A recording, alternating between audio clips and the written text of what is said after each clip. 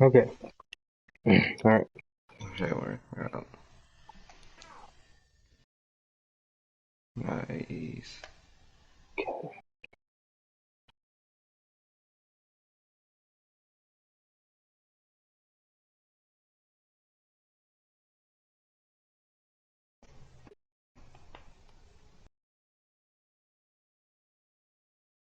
Copy.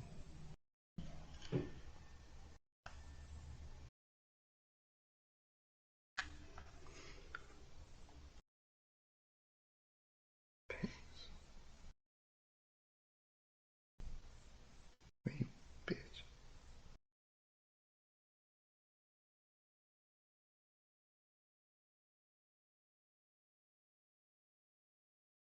Alright, tweets is out.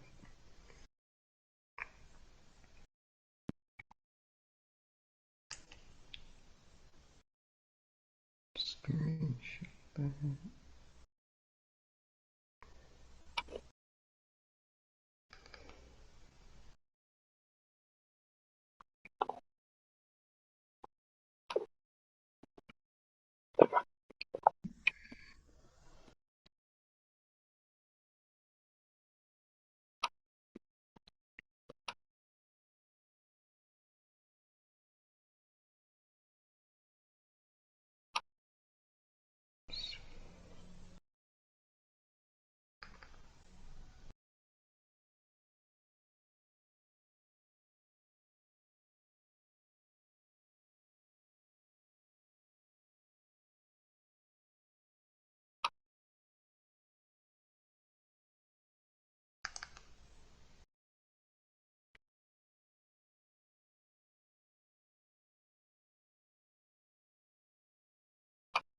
And that's done. Alright. Let me get the chat open. Then I'm good.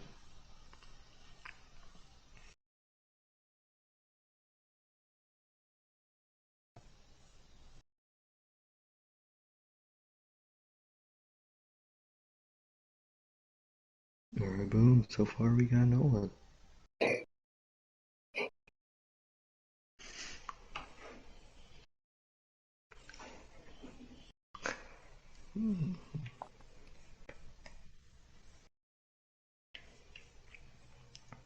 So what kind of match are we gonna do? Um, we can do. Let's see. Let me join your invite first.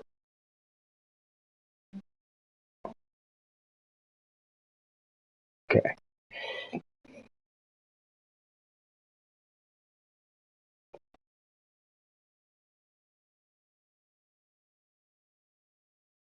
Alright, boom.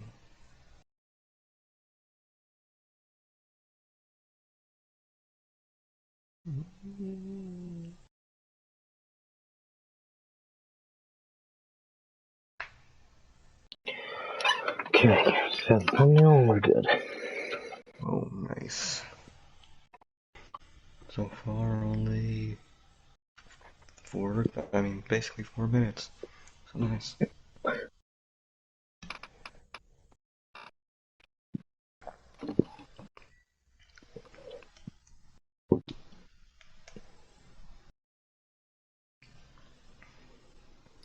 Alright.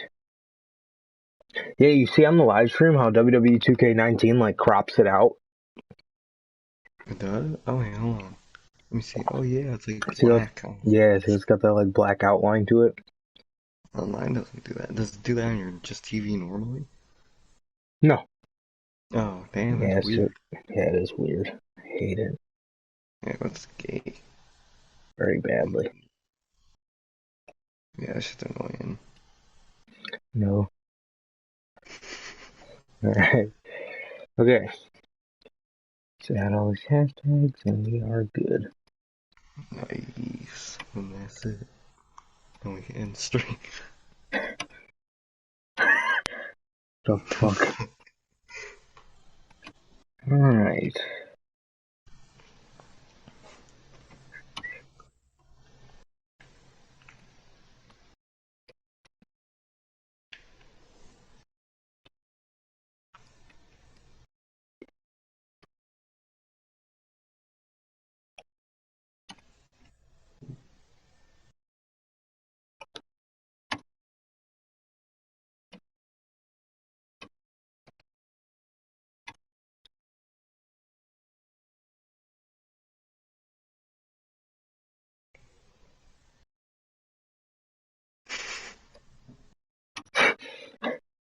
Alright. There we go. Now made for kids, and Boom.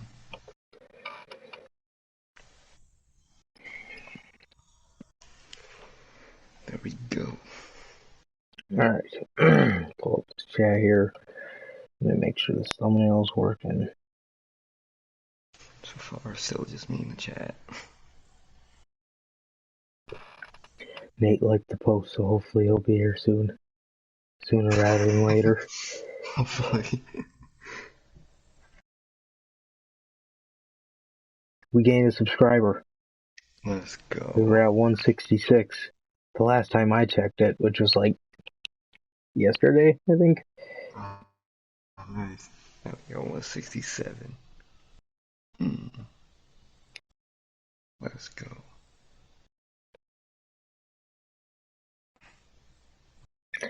Okay. It's popping up on the computer, so Alright, should cool. be good. Alright.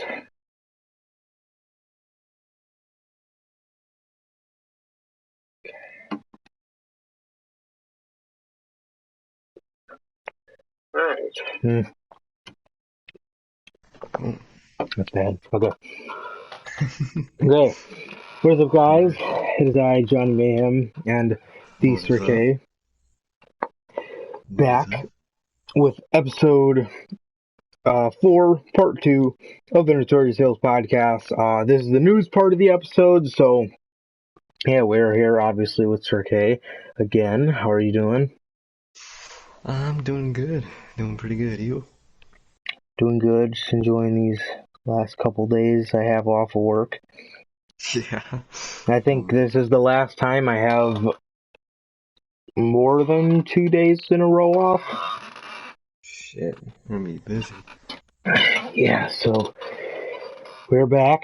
Just enjoying my final moments. So, yeah, guys, obviously, if you could notice from the screen, we are on a different game. We are gonna Call of Duty, whatever. It's, It's getting old already.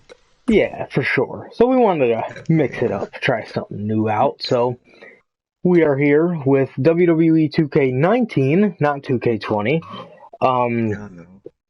And yeah, so here to go over some news on this episode, you guys. Yeah. Yeah, yeah, I guess we News can and get just, interesting topics. So yeah, yeah. for sure. Just here to shoot the shit with you guys, bring up a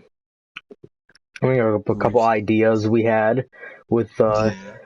the future of the podcast. So It's true. It's true. yeah, but without further ado, now that we're playing a wrestling game, I guess we could get a match going, and then we will just kick the news off. So how's everybody doing? If there's anybody in the chat, which more than likely probably not, but it's worth a shot. It's worth a shot. Alright, who should we have to go against?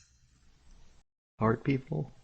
Let's start it off with jobbers. Start off some light. Alright, light work. Aria Davari, Kurt Hawkins. Yeah. Definitely, Is Aria definitely. Davari even still employed? I can't even tell you that, man. I haven't seen him in like 2 years. I don't think. Unless I just don't watch 205, which I don't. We gotta get the man. He's in the news recently. I'll talk about him later. No, not that one. Wrong one. Fuck. There's technical difficulties. There's the man. Michael McGillicuddy. That fucking promo, man. One of the greatest promos of all time. One of my favorites. One of my all-time favorites. Alrighty. I think we got the All-Star match. Okay. Well, you think we should kick it off with the announcement? We could. Do you think we should wait till the end for that, or do we Yeah, want to yeah, say yeah. that? Yeah, we We can can wait wait till till the the end. end. Well, Yeah. first off, ladies and gentlemen, we told you last week that WWE 2K20 is a developing story. Obviously, there was going to be announcement made from 2K this past Monday on the new game, and we told you that that would be the first thing we brought to you on this episode. And it is, because Yeah. most of you may know by now, but we just wanted to give you our thoughts on it. Obviously, WWE 2K Battlegrounds confirmed. Now, this game, depending on the price, I might get it. Depending on the price, I'm not gonna get it if it's $60, but God. it's something I'm willing to try out. Oh, what the hell is this place for everybody? It's something I'm willing to try out. Obviously, just for the fact of well, first I want to see how the game functions, how, like, if it's good or not. Obviously, all right, before you spend money on it. But yeah, what are your thoughts on the game? Looks. I mean, it's very cartoony, which I mean I'm not personally like a fan of, but if it's a good game, I'll still play it. But I don't know yet. It all depends on how it plays. You know, the modes in it and shit. So the list of superstars who survived the Elimination Chamber reads like a voting ballot for induction into the WWE Yeah, for Hall sure. of I Fame. think that, Superstars of class like, individuals who I'd be survived more willing Elimination Chamber to matches than the rest of the WWE give it a shot. But first, I want to see how it's perceived. Obviously, I'm not gonna pre-order the game or anything, because to me, it kind of looks like a glorified mobile game. You know what I mean? Y2J. Chris Jericho has appeared in the Elimination Chamber on 8 separate occasions. The cerebral assassin Triple H has survived 6 battles inside the obviously a Elimination Chamber. cartoon style game is what we've been asking for, but to me, I'd prefer maybe like cartoony gameplay.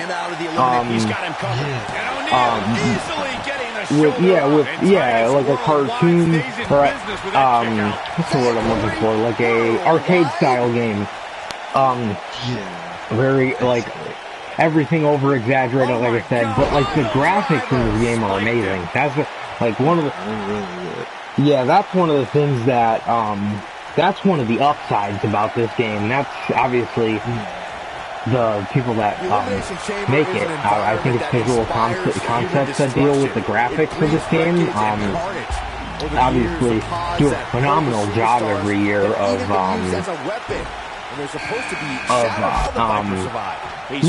like I said, I feel as if that's one of the only things that this game does have behind it is the graphics. Obviously, these graphics are great. But it's just the repetitive gameplay that's everything. There are 2 occasions that stand out. So they're considered 2 of the most brutal. Everything's also very choppy in this game, so. And they both involve Y2J Chris Jericho. I'm sure Jericho. Yeah, and if you've seen anything from 2K20, it's even worse. All the different glitches and stuff that are shown out there. I mean, Jesus Christ. The 2002 Survivor Series, thanks to Kane.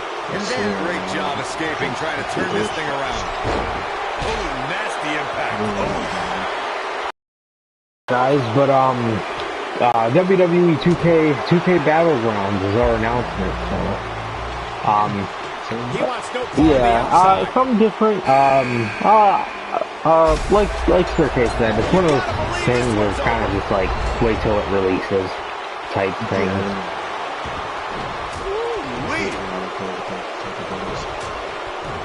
For sure. So, next up. A little bit of interesting news that occurred in my life yesterday. I was influenced by Staircase to bring it up. So obviously, if you were here on the first episode, you heard me talk about CM Punk was one of my all-time favorites, and Sin Cara with a big splash. I'm gonna steal his pin. I've been told that and if you were here on one of the first episodes, Um, if you were here on one of the first episodes, then you obviously know that CM Punk is one of my favorites. Obviously on my top 4 of all time, Mount Rushmore. Obviously, yeah, and basically, I was scrolling around on eBay yesterday to see if I could find a CM Punk shirt, and I found one for $11, ladies and gentlemen. This shirt is a gold mine. You cannot touch these shirts. I looked everywhere to try to find one of these shirts. One of these gray in Punk Truck shirts. And I freaking found it for $11. What are the odds, guys? What are the odds? So yeah. I know. And the little description, the guy said it's in great condition, and he wore it twice. And obviously it wasn't in great condition because it literally looks brand new. Like, no cracks in the decals or nothing. What a fucking find. Lee says he'll be here in a bit. Or looking forward to you, mate. If you can, well, you can't hear me, but alright. We'll see you in a little bit. So, yeah, just thought that was some interesting news to share with you guys. Definitely crazy considering, like I said, the fact that obviously that shirt goes for, well, a lot, considering the fact I could not find it anywhere. He's got some fight left in him, put in a little more work than that. And yeah, we're able to find it. So, next up, some news I found out today. Mandy Rose and Otis's WrestleMania moment was unscripted. I'm guessing she means the kiss. I'm guessing. And interesting. I'm surprised. When I heard about this news, the first thing that came to my mind was, I can't believe that they didn't put that on their, like, in the script anyway. So what was the payoff gonna be? Like, Mandy just coming and helping him, and then they leave? An opponent can't let Curtis Axel start rolling. Axel has so many types of maneuvers at his disposal that if he like they call the culmination of the fat dude getting the girl or whatever, you know? Be turned out in a hurry. It's just looks like he's starting to we are walking. He doesn't want to let this match get out of control, guys. This is one of the more evenly matched contests we've seen in quite some time. From the looks of things, it could really go either way. Right to the chest. So, I don't think he's here. So, basically, like I said, my main thing about reading that article was, I can't believe that wasn't the payoff spot to begin with. I mean, that's you would think is the culmination to their storyline, but obviously not. But I would have thought it would have been something well needed. He's got the shoulders down. Obviously, right. So, yeah, I just found that a little weird. Yeah, next up, another interesting article I read was, apparently, Rusev Day was not meant to be. It was just meant to be a one-time thing. Aiden English said that on Bustin' Open Radio, and I thought that was interesting because,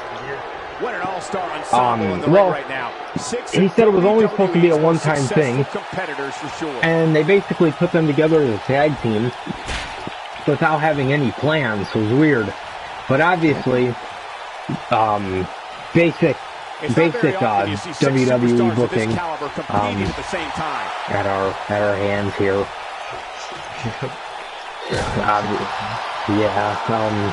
Them just going into something and not having any plans for it. And my thing with that team is that's the kind of team I feel. What impact. That's the kind of team I That one, feel. that's for sure.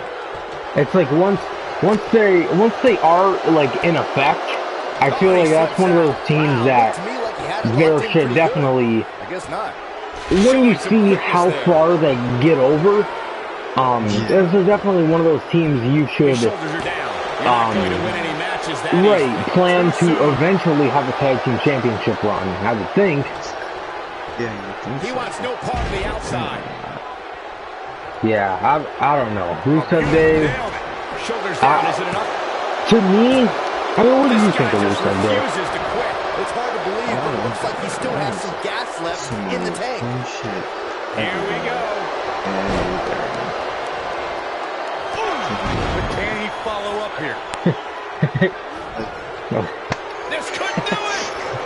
like all this potential, and they just don't do anything. They're Using skipping the out elbow as a weapon. Like, what?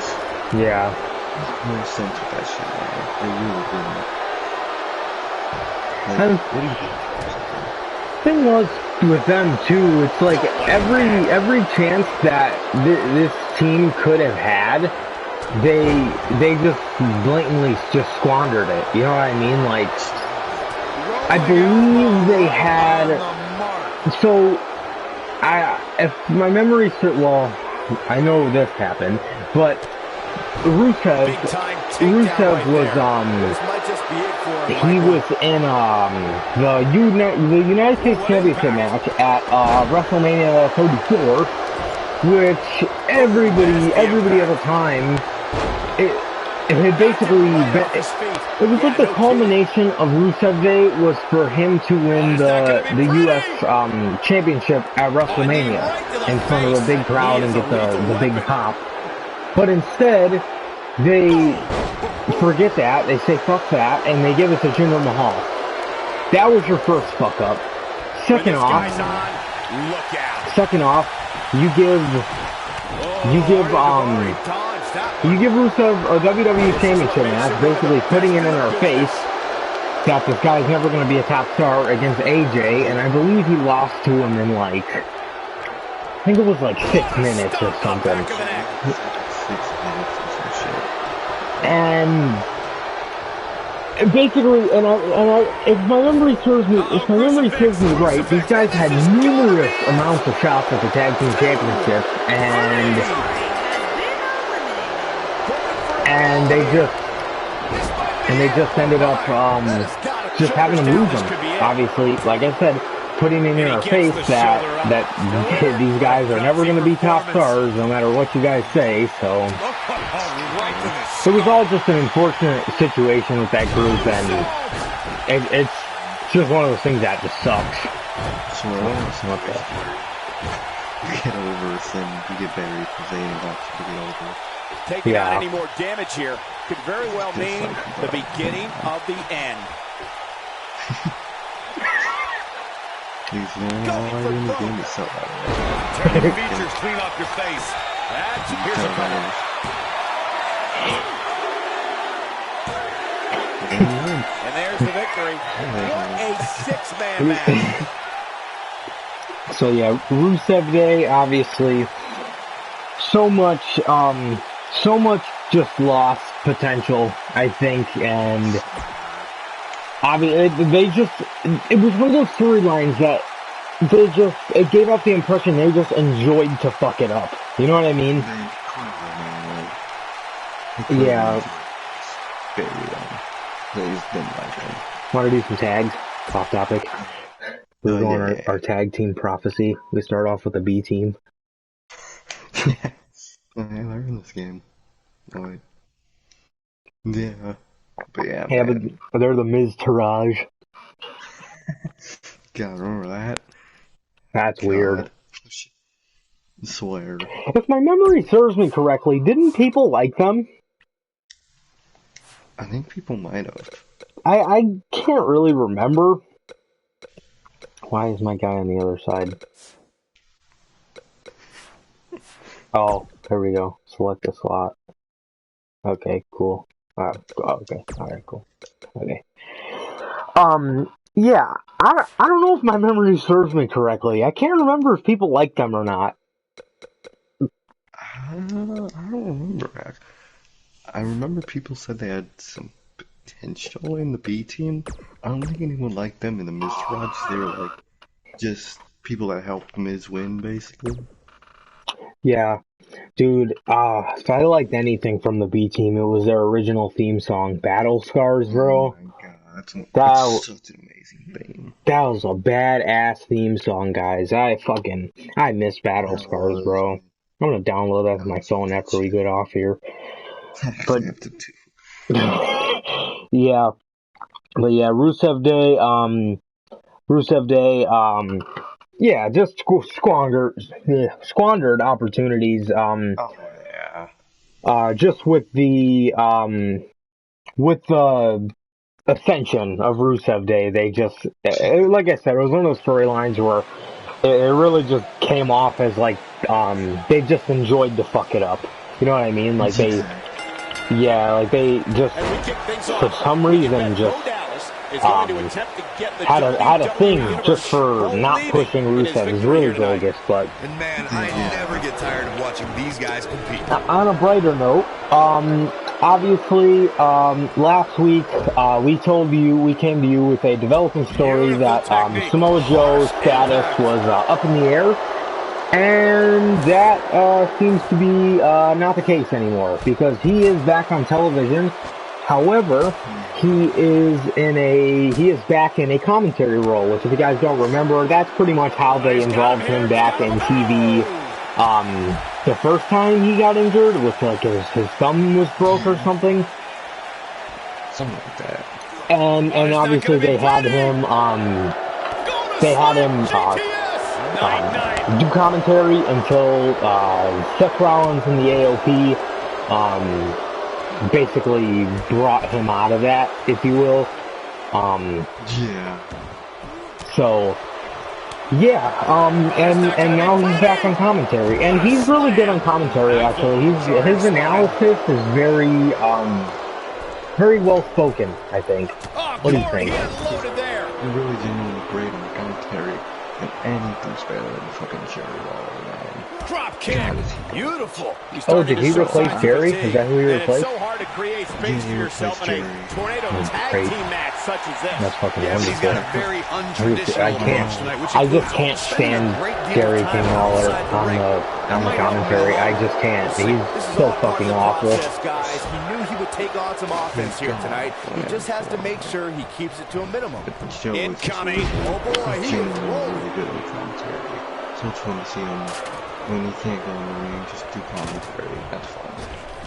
Yeah, and like I said, his analysis is very well spoken. So I wonder how I do the moon stomp. I know I equipped it to my guy. Well, keep your eye on this one. It's not working. Yeah, so Samoa Joe back on commentary. Obviously, that's a great thing. Like Triple said, anything's fucking better than Jerry Lawler. But yeah, man. Oh fuck. We just got buried, guys. Unreal performance. God damn it. Alright, we gotta go for a rematch. Yeah, man. Like, Jerry's just god-awful, but Joe's genuinely really good, so it's good. And it looks to me like this entire Yeah. arena is on its feet. Yeah, for understandably sure. so. And by their track record, maybe this is another way to introduce him back to the WWE in an effective way. Obviously, because like I've been saying, he's just great on the booth, in the booth. So yeah, he really is. He's a great yeah, like I said, he just has a great analysis, and we're happy to see Samoa Joe back. Next up, we got some sad news, some injuries. Nobody likes injuries in wrestling. Kalisto goes out. I'm not exactly sure what he has, but he is injured, and that's why he has not been with the Lucha House Party for anybody who's been wondering where why he wasn't with them on SmackDown. Well, it's because he is injured. And what do you think? I know it's such an injury, but like, I don't think they would be doing stuff for him anyway with all this, stuff in the world right now. So, yeah, I just say if it's a good time to get injured, it's right now. Hopefully they don't lose him, because that would be really petty. Yeah, they usually try not to do that, but I remember they did it with Evan Bourne. Bo Dallas is falling under an immediate attack. The believe-in Bo spirit has consumed Bo Dallas. Incredibly bogus. More ferocious than ever. This might be it. Oh my. But I don't know what made him think that was a good idea. Yeah. Obviously, Kalisto, one of those guys are, they never do anything with people like him anyway, Than the individual who debuted in WWE in 2014. In all reality, he was just one of those failed experiments, one of those guys where they're kind of looking for a new Rey Mysterio, and they end up just trying their hand with him, but they need to realize that they need to make, obviously not recently, they haven't tried to make him like a new Rey Mysterio, but obviously he was one of the experiments when they did try pushing the dude. But WWE just needs to realize that instead of creating a second of somebody, they need to learn how to create first of people. Like Andrade Cien Almas is a first. You know what I mean? And Andrade Cien Almas is a first. Angel Garza, I don't know if he's the first. No, I wouldn't say that. But yeah, because he doesn't remind me of Eddie Guerrero. He just reminds me of somebody like trying to be Eddie Guerrero, That's gonna hurt. It really does. Oh, and the ladder finds the mark. Yeah. It'll be tough to bounce back from that one. Nasty impact. Right, yeah, same here. I think that, I think Angel's great in the ring. I just think that he needs, not like a new character, but I'm not exactly sure what he needs. I just think, well, the main thing is, we need to see how he gets over with an audience. That's the problem. And that's the problem with a lot of guys, like Lance Archer, is like, we technically don't know if they're over. You know what I mean? We don't know what their pops are like. The biggest thing an opponent has to be aware of when they lock up with Bo Dallas is falling under an immediate like Lance attack. Archer matches, I hope that's not. Lance Archer is great. Looks great. A lot of shit about him. A lot of shit about Lance Archer is just great. But I just hope his matches aren't those like sleeper matches to where it's kind of so one-sided it just puts the crowd to sleep. But personally, I like Lance. Lance is great. Than the individual who debuted in WWE in 2014. For someone challenging Bo Dallas today, you need to be ready to square off against a vicious individual. Yeah, I do see that a lot. I do see a lot of Keith Lee comparisons to him. But actually, just some news about Lance Archer real quick. I heard he basically went on record saying one of his dream matches in AEW is against Pac. Yeah, that would be cool to see. Because he was saying how Pac is little, but he's a lot like him. You know what I mean? Like he's one of those guys that'll like bring a fight, but at the same time he's little. You know what I mean? So how the referee is keeping track of all this action. Comparison. This is what makes him one of the best in the business. Right? Yeah, that competitiveness. I remember when he first turned heel, people were saying it's cruiserweights Brock Lesnar, which that's a lot like what he is.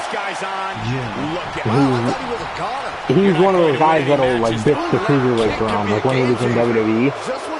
He was like the cruiserweight Brock Lesnar. I think this will hinder your mind. Perfect spot. That has got to be it. And there's the winning team. What a whirlwind. Yeah, he really was it. Wow. Which is actually really cool to see. Oh, for sure. Yeah, for sure. Yeah, so just a little news there. Now, guys, more injuries, except this one is a storyline. If you guys watch Raw, you'll know who I'm talking about. Apollo Crews goes out injured. They said he tweaked his knee. Obviously, this is storyline. Obviously, you'd have to be a fucking idiot not to recognize that. But now, obviously, here's the thing. They wanted to use Apollo because actually it was kind of random. Nobody really knows why. He just got over with Vince for some random reason. Like it's fucking 6 years ago. So basically he was being used actually in a decent role, if you will. Yeah. It was really weird. And he was wrestling a match with Almas for the United States Championship, goes to jump off the top rope, lands, obviously nobody home, and he tweaks his knee, quote unquote. Yeah. And now he's out of Money in the Bank. So I hope this means a greater storyline. Obviously, hopefully this plays into him redeeming himself in a match with Andrade. Or, like you said, just kind of fighting from behind type thing. But the thing that's being rumored now is a match. Obviously they announced on SmackDown that his replacement match with There he goes, crashing to the floor. but we have not got word on who the replacement is going to be, and it's being rumored it's going to be a match between Andrade Cien Almas and Jinder Mahal. And well, now although we don't know who's going to win that match, it's being rumored that Jinder Mahal might win the whole Money in the Bank. If he does, man. Dude. Oh my. Joke at this point if he wins. If it's anybody but Aleister Black, you're already making a mistake right there. Immediately discredited if it's not Black. Because, like, think about this. Okay, you've been building this guy up pretty good. He's been winning. Obviously, he was kind of fed to the AJ and Undertaker feud, but, like, pretty decently, he's been built up. Fair enough, I think. I would say. He's making a statement here. And what is this all for? It better be for a world championship run, because if it's not, if it's anything but that, now that's a you're takedown. making a mistake. Because this guy is so talented, and he's hands down one of your franchise players, which is what Paul Heyman sees him as on Monday Night Raw. And if the rumors are true that Vince McMahon is in this screw it mentality, anybody but Jinder Mahal needs to be winning the Money in the Bank. Because if history repeats itself, we're set in for another World Championship run for Jinder Mahal. That's how we dead yet again. Like, has history taught you people a lesson at all? I swear, has he got been Boom, what impact! There he goes. Thing is, too, I thought they hated Jinder after that feud with Roman where he couldn't get him over. Yeah, I thought they disliked him. And they know he can't fucking put the asses in seats. Oh, and he connects. There's no reason. And here's Cesaro into the quick cover. It's going to take more than that to keep his shoulders down way too early. Oh boy, he is rolling. And Jimmy can't be. That's sad. Yeah, immediately, like. Sad. Nobody controls the pace of a match. For sure, like. This guy. And he's So that's the ongoing rumor right now. Is that that's basically what's gonna happen, and. This match certainly isn't trending in the right direction for him. He's gonna need a For as change far in as I can momentum remember, and fast. other than The Seth, road kick is the perfect these weapon for like Sheamus to recent display Money in the all of Bank, his size, except for Seth, power, and agility. all The Celtic fucking Warrior just suck. nails his opponent I right in mean, the face. I mean, we went over this the other week. It was Seth, and then it was Sheamus, who had a piss poor, just a piss poor decision. And one thing I found out was that that year for Money in the Bank, all the creative writers had Wyatt winning Money in the Bank. How about one more? Yep, and Vince wanted someone different, and they ended up going with the guy that nobody wanted to see win in the match, which that being Sheamus. So Wyatt was at the top of all the writers' list. I found that out, and that genuinely upset me. That is just retarded. Why would you go? And Sheamus and Roman ended up being in a feud anyway. Yeah. Like, I mean, Wyatt and Roman ended up being in a feud anyway. And dude, the matches that Wyatt and Seth could have had. Oh God. Come on, bro. That's amazing shit, man. When this guy's on, look out. Seriously. Down to the floor. Look at this. Oh boy, he is rolling. Bro, come on. You've done so much good shit. He's on the defensive now. He needs to create some space for himself. Yeah, he wants to be successful here in Sheamus, this tornado tag team match.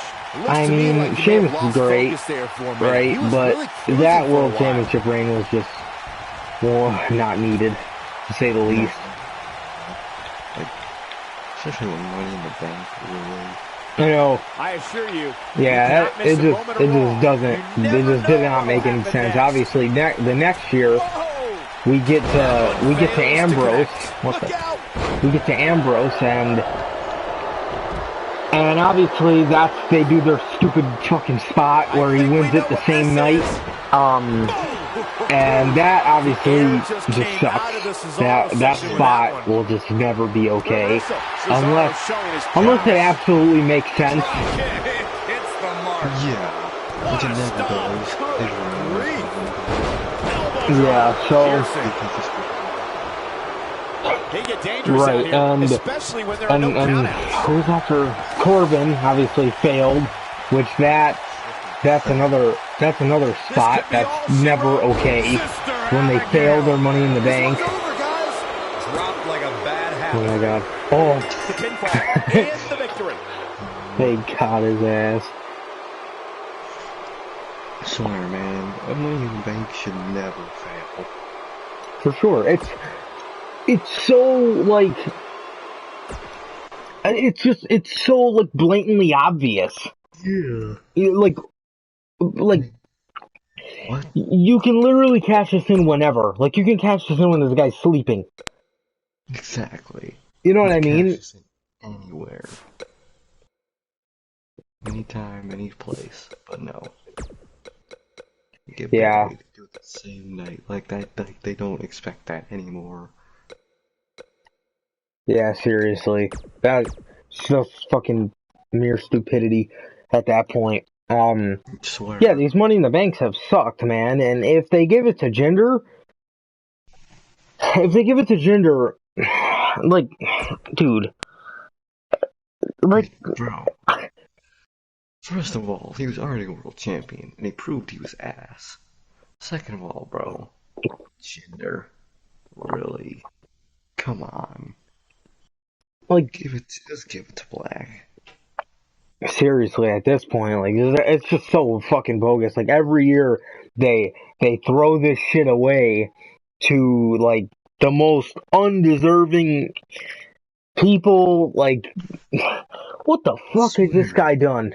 What the fuck has this guy done to earn himself, what has he even done to earn himself a qualifying match at Money in the Bank? Please tell me that. What the fuck? God, such bullshit, man. And it especially doesn't make any sense, considering the fact, before this guy left TV, he wasn't doing shit. I know. He didn't fuck all. Now he gets a title match. Incredible striking combination. Axe handle finds its target. No sense. Yeah, honestly. And you know what's gonna happen? If Jinder Mahal wins Money in the Bank, exactly what happened this past Monday. Monday Night Raw suffers their lowest rating in history. If that doesn't fucking tell you, somebody needs to fix their fucking mindset. Listen, everybody's at home. There's nobody in the stands. Now, in the stands, those arenas hold typically 16,000 people, 10,000, 15,000. That'll make you reassess some things. Don't you think more people would be watching the show? Yeah, don't you think? Nope. Less people are watching these fucking shows. If that doesn't fucking tell you anything, I don't know what does. I really don't. I really don't know what you need to know. Oh, clothesline! No one wants to watch this shit. At least, and that's the thing too is, listen, sports can go on without a crowd, no problem, right? Wrestling, on the other hand, okay, we don't have Marvel for every show, so we need a crowd. Exactly. We need a crowd to establish people. You never really know. Really, like, what if the Forgotten Sons are over as fuck right now? You would never. Right, because there's no fans, obviously. Like I just said about Lance Archer. He and Brody Lee and Matt Hardy. I mean, those guys more than likely are gonna get over. But people like Apollo and people like fucking people like Apollo and people like Drew and stuff like that. Oh well, Drew's been over, but like people like Apollo and people like who was I just talking about? The Forgotten Sons. Like people like that, like we are gonna need a crowd to like know. You never know. You know what I mean? You never know if these guys are getting over in front of fans. He's definitely in trouble, Cole. You might want to rethink his strategy and keep this match in the ring. And like I said, man, these ratings just keep dropping, and if they keep doing dumb shit like putting the belt or putting the briefcase on Jinder, dude, you're just fucking yourself at that point. Deserving of Heath Slater is one of the many WWE superstars, especially in a time where, like, they say to put smile on people's faces. Dude, nobody likes Jinder. How are you fucking putting a smile on anybody's face? Is never shy about informing his opponents and the audience of how great he is at playing video games. Not fucking funny, motherfucker. Heath Slater just too quick. Incredible impact. Thanks to up, down, everyone knows that Heath Slater's a serious gamer. The native of West Virginia has been on a gauntlet. Yeah, but that's the way they're going, man. And they're just, like I said, they're just gonna fucking continue to keep booking themselves in a corner. Also impressed the up, down. Heath Slater. So it's just so bullshit. It really is. Fucking company. Next up, we got a release talent, Deonna Purrazzo. Excuse me. Okay. We got a release talent, Deonna Purrazzo, goes on record and saying she pitched a faction to WWE management, and it, according to her, in her words, fell on deaf ears. Deonna Purrazzo pitched a faction of her, Chelsea Green. To think, I almost wrote him off earlier. That is exactly Chelsea Green. what Rhino needed. Oh, and it's a reversal. And Rachel Evers, or Rachel Ellering, Paul Ellering's daughter, Cassius Owens' girlfriend, or wife. So weird. Which is, yeah, so weird. This one is over. And not today. Rachel Ellering was in a faction with Deonna Purrazzo and Chelsea Green. Now we knew that these two were like a tag team at some point, and obviously they requested to be in a faction. And it fell on deaf ears. Now, what are your thoughts on this? I was just thinking, since Chelsea Green is now with Riley Stone, I wonder if they would have that. This is dangerous right here. Which would have been awesome, because he needs more people in the new belt. What do you think about Stone? Look out. I think him more, and I'm really digging him. I want to see if he can do more than Chelsea Green. He's just too quick. Yeah. Looking for the reverse. Yeah, I don't think she's developed a character. How much gas he has left, guys. No.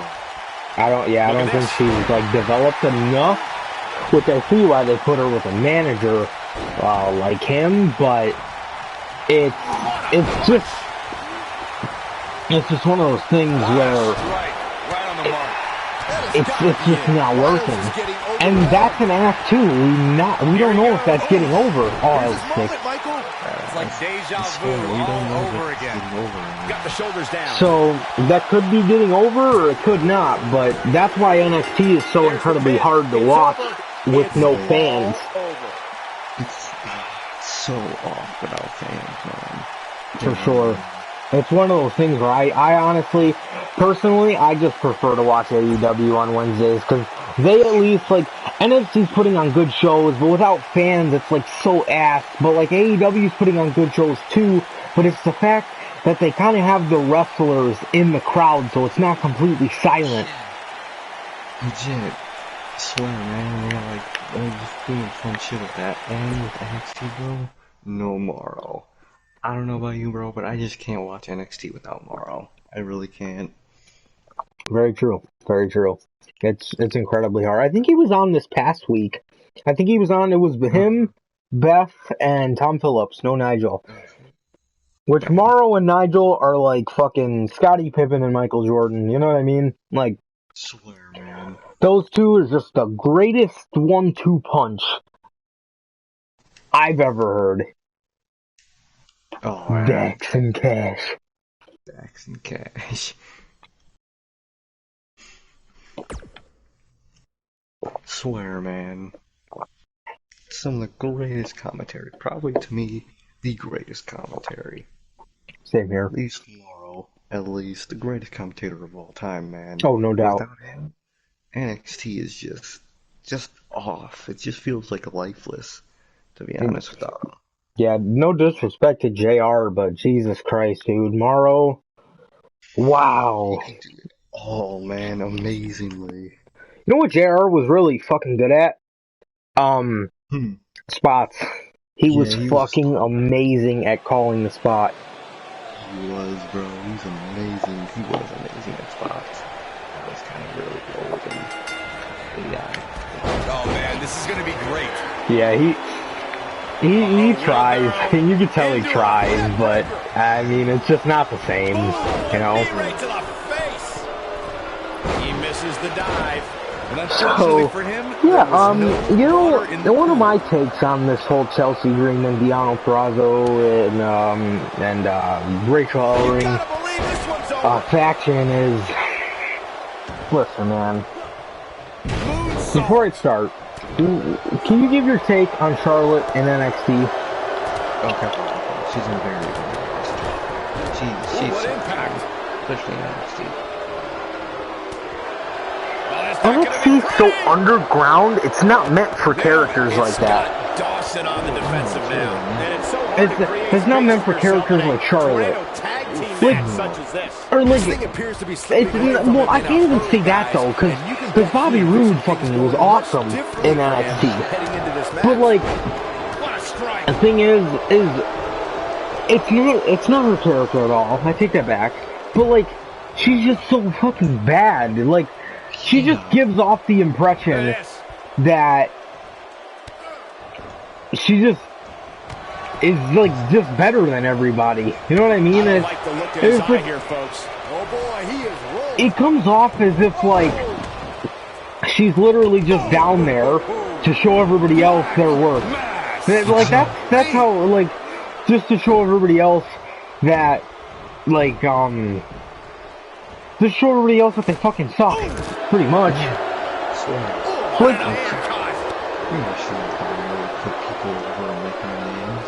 that's right. That's the thing. She's just down there to go and dominate a whole brand without ruining the main roster. But that's the thing. On the main roster, you don't really have anything to fuck up because everything's already so fucked up. Very nice. Oh, it's not going to be pretty. Today. Oh, in the world, yeah. GTS. Night. And she's just down there gonna bury him on. Oh, we got out of there just in time, barely. That's the thing, and the thing that pissed me off. Let's see, I believe she faced just Deonna Purrazzo, or she faced somebody. She beat him. This week, she beat Mia Yim, and next week she's already facing Io, and you know she ain't losing that. She knows she ain't losing that belt already. Is that enough for the win? That's what I was thinking.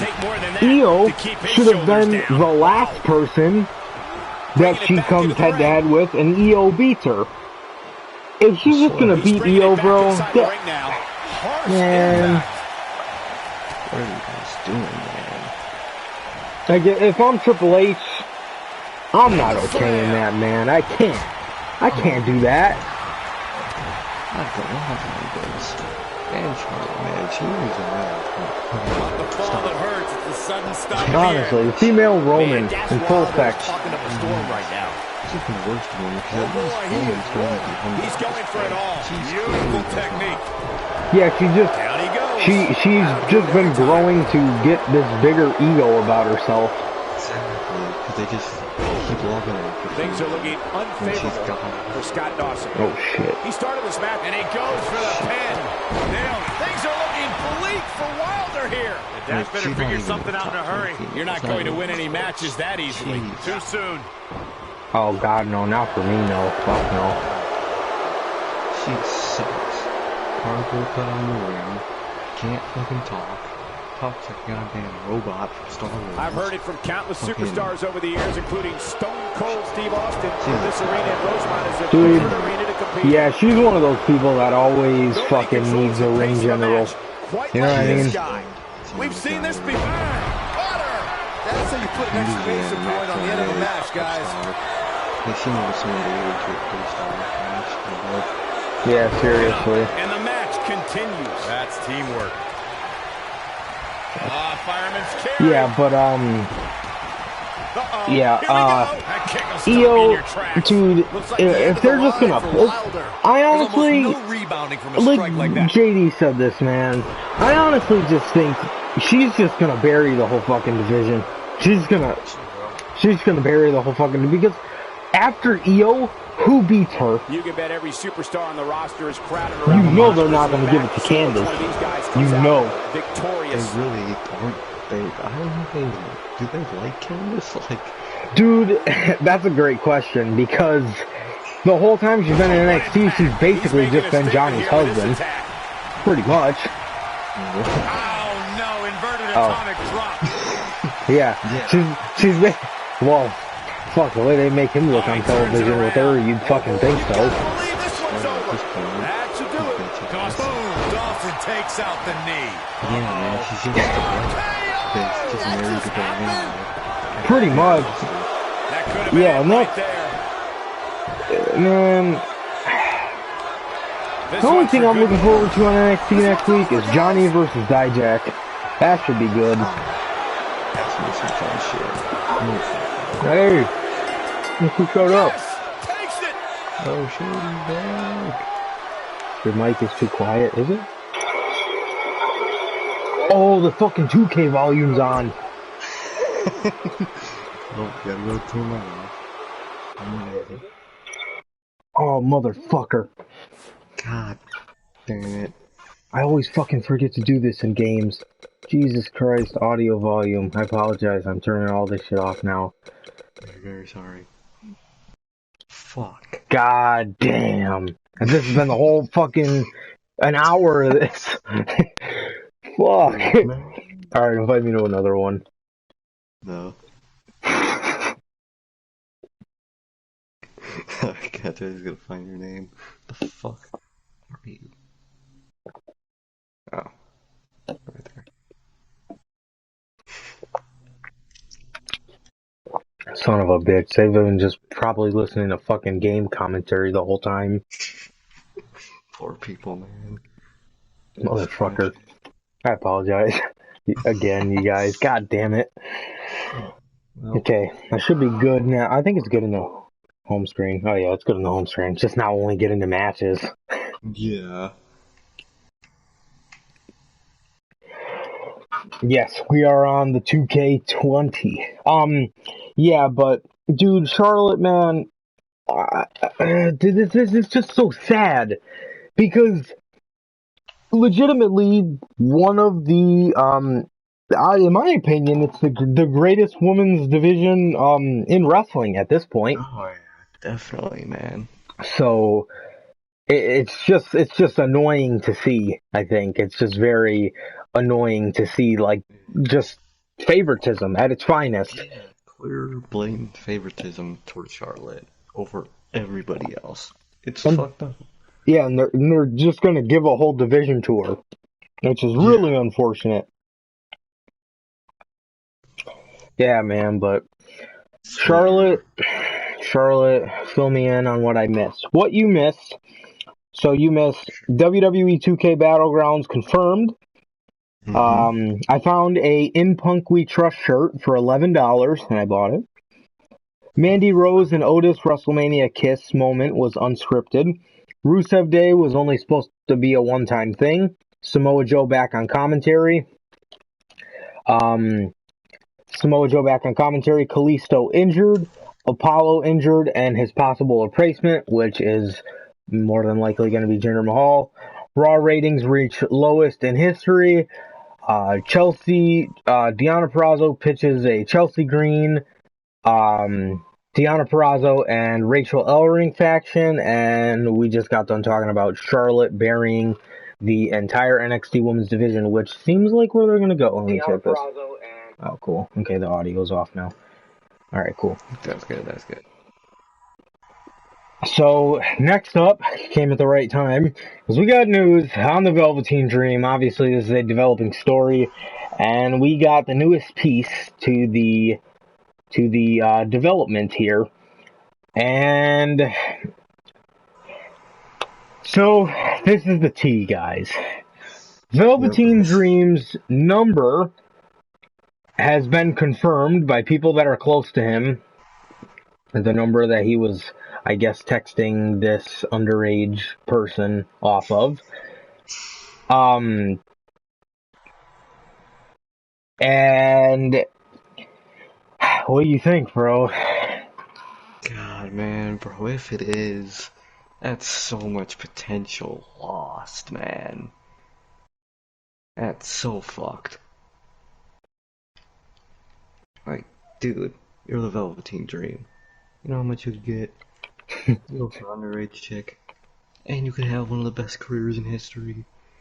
And he just throws it away, man. If this is true, which I hope it's an Enzo situation, and they're not true, but the way it's looking, I don't know about that one. So, what do you got as your take?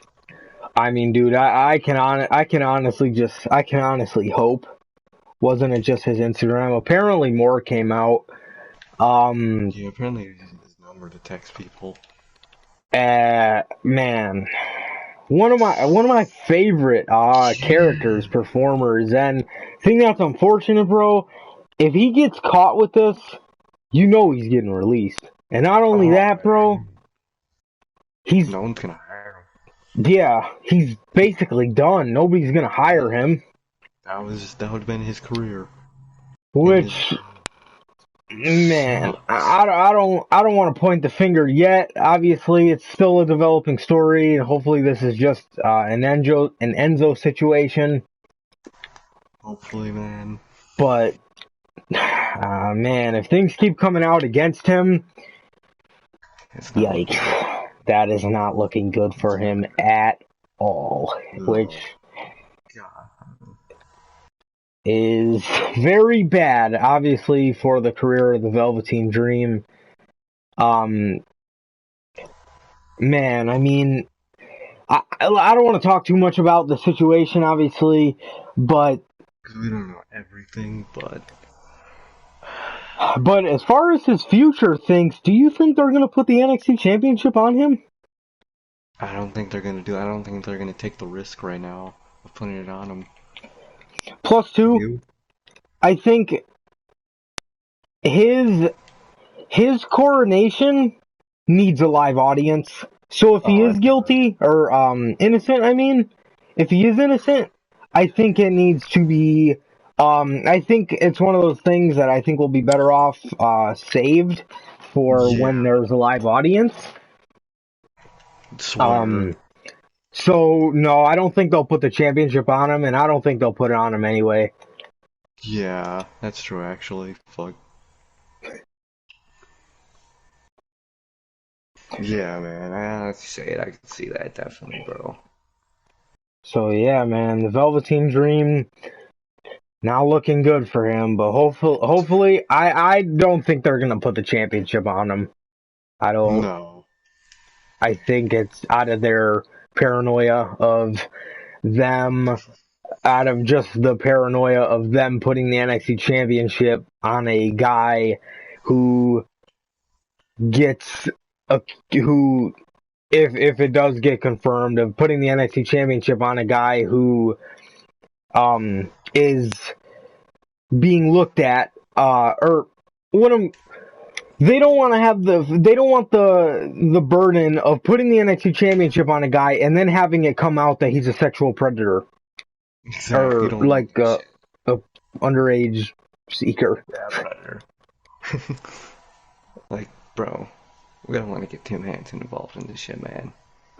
He doesn't need to show up and ambush him after his win. That shit ain't needed. Hopefully he didn't do it, man. I'm really hoping. Yeah, I'm hoping the best for Dream, but I hope. Not looking good, guys. But next up, we got some news on. Do you call him the villain still or the idiot? Because I don't know why this guy didn't go to AEW. We got some news on Marty Scurll and his involvement is inching closer to a ROH and AEW relationship. Now, which, I mean, it's good. Yeah, that's a good thing. Because at this point ROH is kind of dead. Oh yeah, no one gives a fuck about ROH anymore. Especially, aren't they in like heat because they're being shitty to people and shit? Weren't they like in heat at one point for that shit? I believe so. Which is like not looking good. Yeah, I believe they're in some kind of hot water for how they treat the wrestlers or something, but something like that. Yeah, I mean this will be great. I was gonna say we've seen Jeff Cobb on AEW, but I think at that point he was a free agent. I think probably. So, yeah, I mean this can only do good, I think. Obviously we'll be able to see Flip and all those guys on AEW, but one of the things I like about one of the things I think is smart about WWE though is exclusivity. I think I like it. I actually like that. That's actually true. So But I don't. I think Yeah. exclusivity is not exactly usually that legal when it comes to contracts. Yeah. But Vince McMahon gets away with it because, he's Vince McMahon. He's homies Yeah. with fucking Trump, so he's all good with that. But I don't know what connections Tony Khan got, so that's like the only thing. Right. Yeah, but yeah, I personally I like exclusivity. But yeah, hopefully we can see a relationship, especially if that means we can see guys like Brody King and the Villain Enterprises, or Villain Club, whatever the fuck they're called, in AEW. I think that would be badass, for both Oh, parties. yeah. We can see things like the Villain Club versus, Dark Order, the Villain Club versus, fucking Inner Circle. I mean, Yeah, that'd be there's some just fun shit. a boatload of matches that you can fantasy book, if you will. Really is. There was a lot of good shit you could book. Yeah, with the working relationship. Damn, he kicked out of that. God damn. That's it.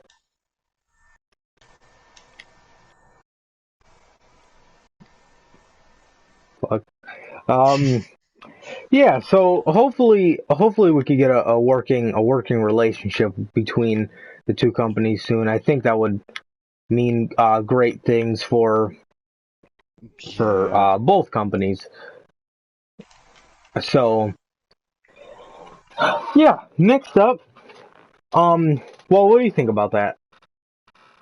I mean, um, I mean, the relationship would be good, but I don't see the point in ROH doing that because that's just an American brand taking everything from them, taking the relevancy. There's old superstars, so I don't know if they will agree with it, but they do some good shit if they do agree with it. So I hope they do. Get to see Yeah, Marty. it's WWE has brand splits. Oh,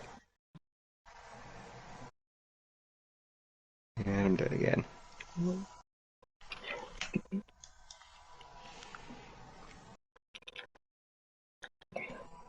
was NXT good? NXT, man, was Charlotte on there? Dude, To be honest, nah. I'd say if you haven't watched AEW, I'd watch that. I'd watch a little bit from NXT, but Yeah, all the good shit, but none of the women's division sucks. That means no women's division. Because AEW sucks, main roster sucks, and now NXT's about to suck. So, that women's division everywhere is about to be dead. for sure, yeah, yeah. These rosters, man. SmackDown was horrible. Obviously, No, if I'm watching it no. back, I'm just watching the Wyatt segment. Um, which we're looking further and further to Braun Strowman versus regular Bray. It's like just a way to get Braun to hold the title a little longer. But I'm down for it. Oh, damn.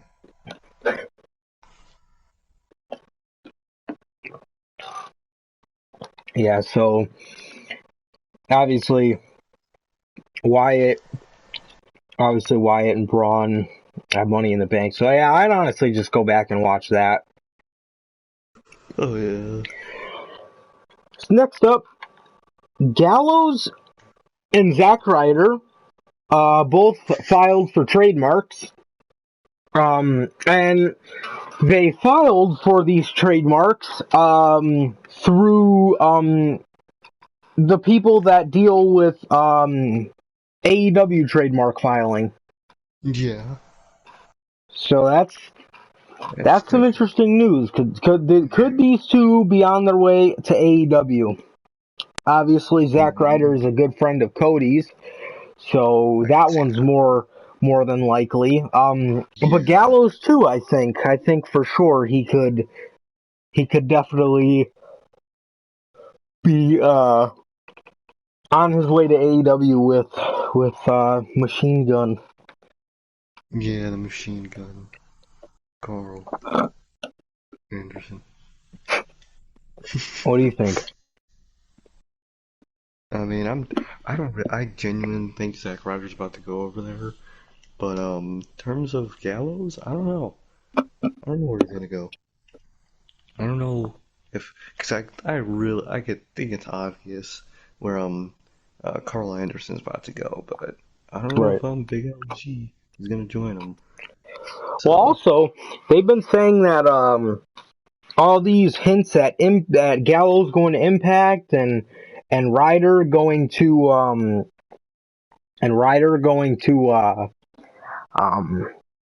or not Ryder and Anderson going back to Japan. Did EC3 shoot another promo? Didn't EC3 shoot another promo? I haven't seen it, but I know he's been really active, kind of trying to push his new character. Yeah, which I'm digging. Oh yeah, it's great. Definitely, bro. Yeah, I like it a lot.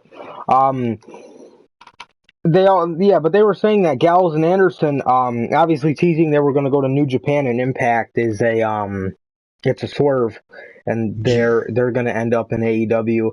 I could see those guys having the kind of deal that Jericho does, to where he can do AEW, but he can, and Kenny as well, but they can do New Japan as well. Yeah, I could see that too, actually. I could, yeah, for sure. I think they would give it to them because they're a highly decorated tag team as far as pro wrestling goes. Just in wrestling in general, obviously those two. But speaking of trademarks, WWE stops the Revival's trademarking process. Now, the Revival trademarked for No Flips, Just Fists, Top Guys, Say Yeah, and FTRKO. And WWE put a halt to their process for filing for those trademarks. And man, if you're trying your best to completely rule out a chance that these guys ever come back, this is the way to do it. You're doing a great job. Yeah, you are doing a great job at that. Because you are just trying to fuck them in every way. Yeah, honestly. And I wonder if this is just them being just mad at them. Probably. Knowing them. Because, you know, Vince, he just loves being petty for some reason other than his ego. Oh, yeah. If his ego is tarnished, then that's the end of the world, man. For sure. Yeah, I mean, Jesus Christ. That's just incredibly petty. Like, listen, man. Also, some news came out that they were also trying to mess, this also messes with their money.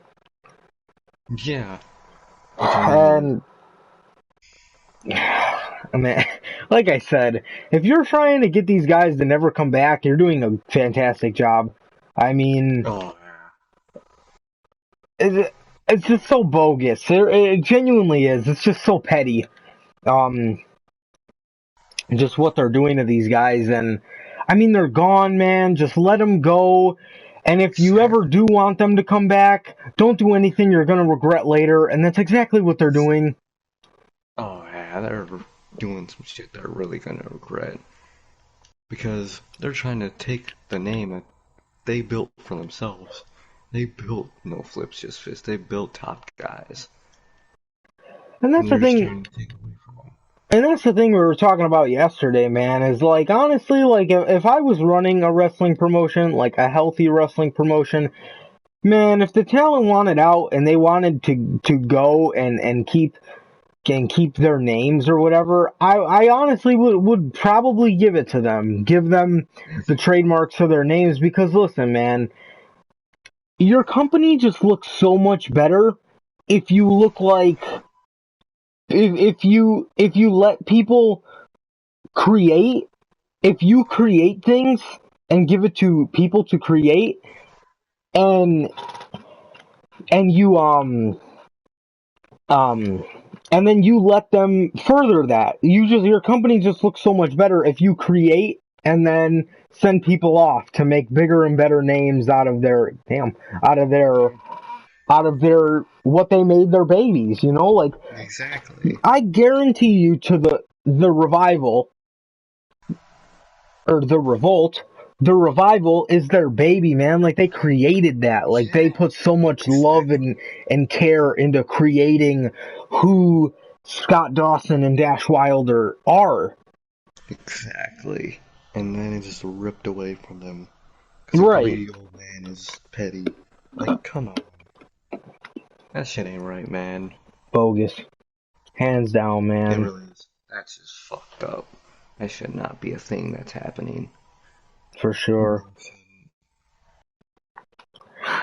Next up, man. Carl Anderson hints a match. Gallows and Anderson versus the Young Bucks versus the Revolt. Heat, bro. Man. That would be fucking nuts. Anderson hinted at it, and man, he said he would love to do it. No.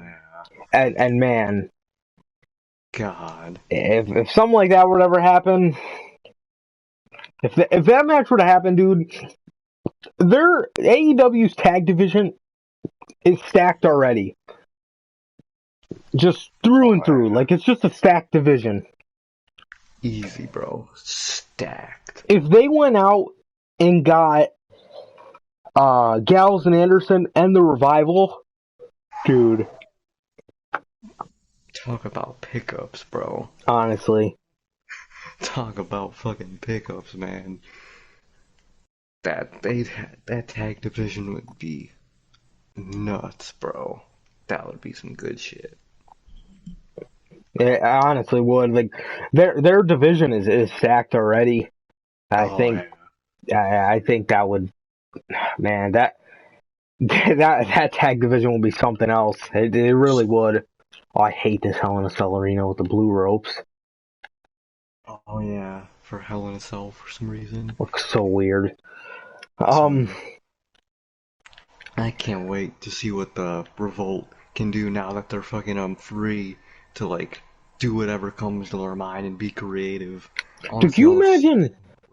Yeah, can you imagine the Revolt versus the Lucha Bros? That's gonna be some good shit, bro. The Revolt versus fucking Jurassic Express. That would be awesome. Them versus if they ever do make their way to Japan, them versus the Gorillas of Destiny. Bro, they could do so much good shit with them, man. Man, honestly, they really, really could.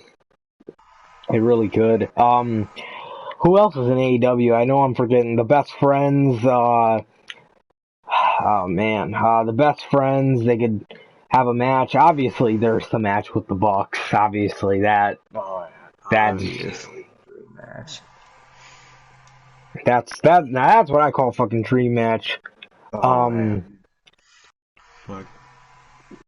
And yeah, man. I mean, these guys genuinely have just the brightest future. I think. I really do. They have such a bright future.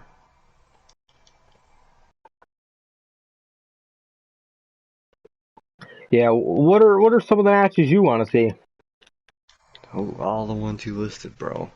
And Best Friends even, just so much good shit in AEW and in other companies they could do, bro. Fuck, what's their name? That's their shitty AEW name. LAX, bro.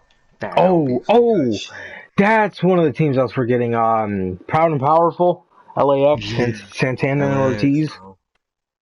Hell yeah, that will be some great shit.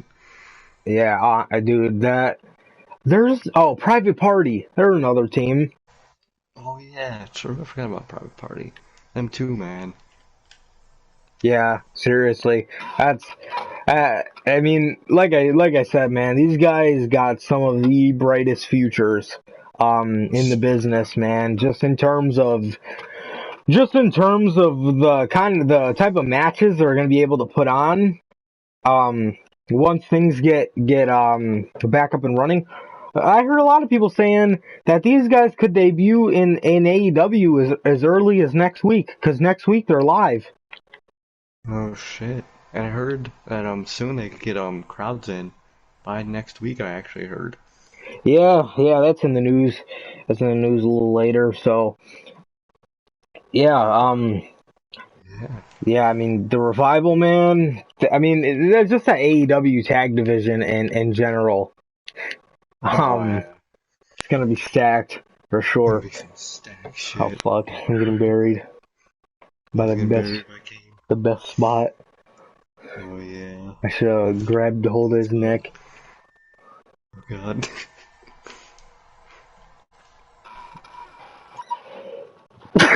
Fuck. What the fuck? Oh shit. Oh. Excuse me. Okay, next up, his big ass.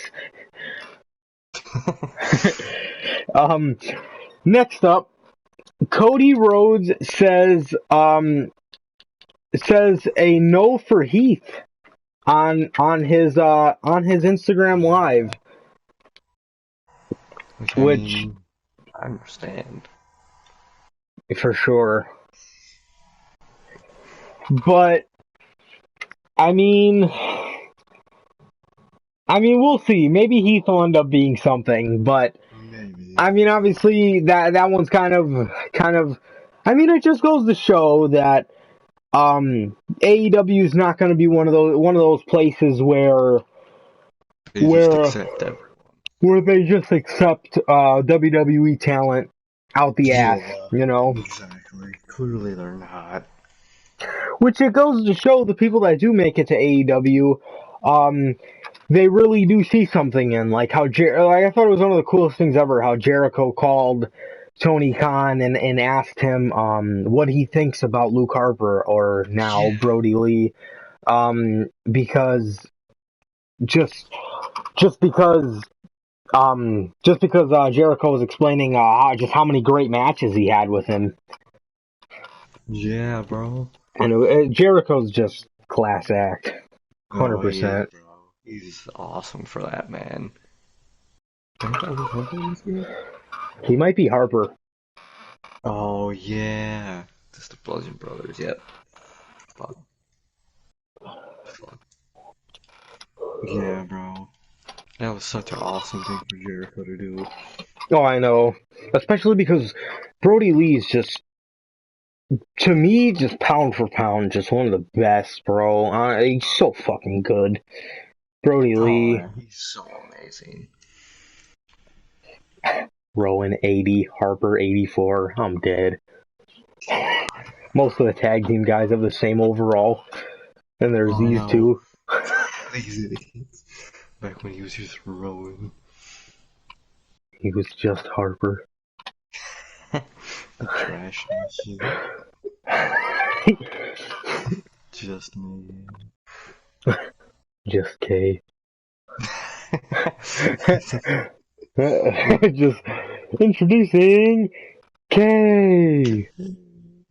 Crickets.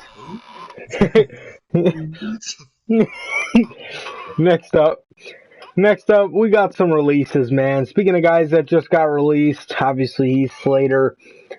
We got Curtis Axel, man. Dexter Lumis is impressing me. I love Dexter Lumis. Dexter Lumis is... I'm digging him. Definitely. Yeah, I like his weirdness is so cool. Yeah. It's really fucking cool, man. Just how when his eyes get real big, and then the mustache. The mustache is the mustache is awesome. that's the hook. Obviously, Yeah. you look suspicious when you have a mustache. Obviously, that's how you're stereotyped or whatever. But yeah, man. Yeah, Dexter Loomis he's doing great. I'm enjoying him quite a lot, as a matter of fact. Good shit. Lumbar check. It's gonna load. Oh. Alright, cool. Yeah, but Curtis Axel released, obviously. Where does that leave Bo Dallas now? Obviously, I mean, they weren't fucking doing anything with him anyway, but yeah, I mean, it's gonna be interesting to see it's really if they just gonna do.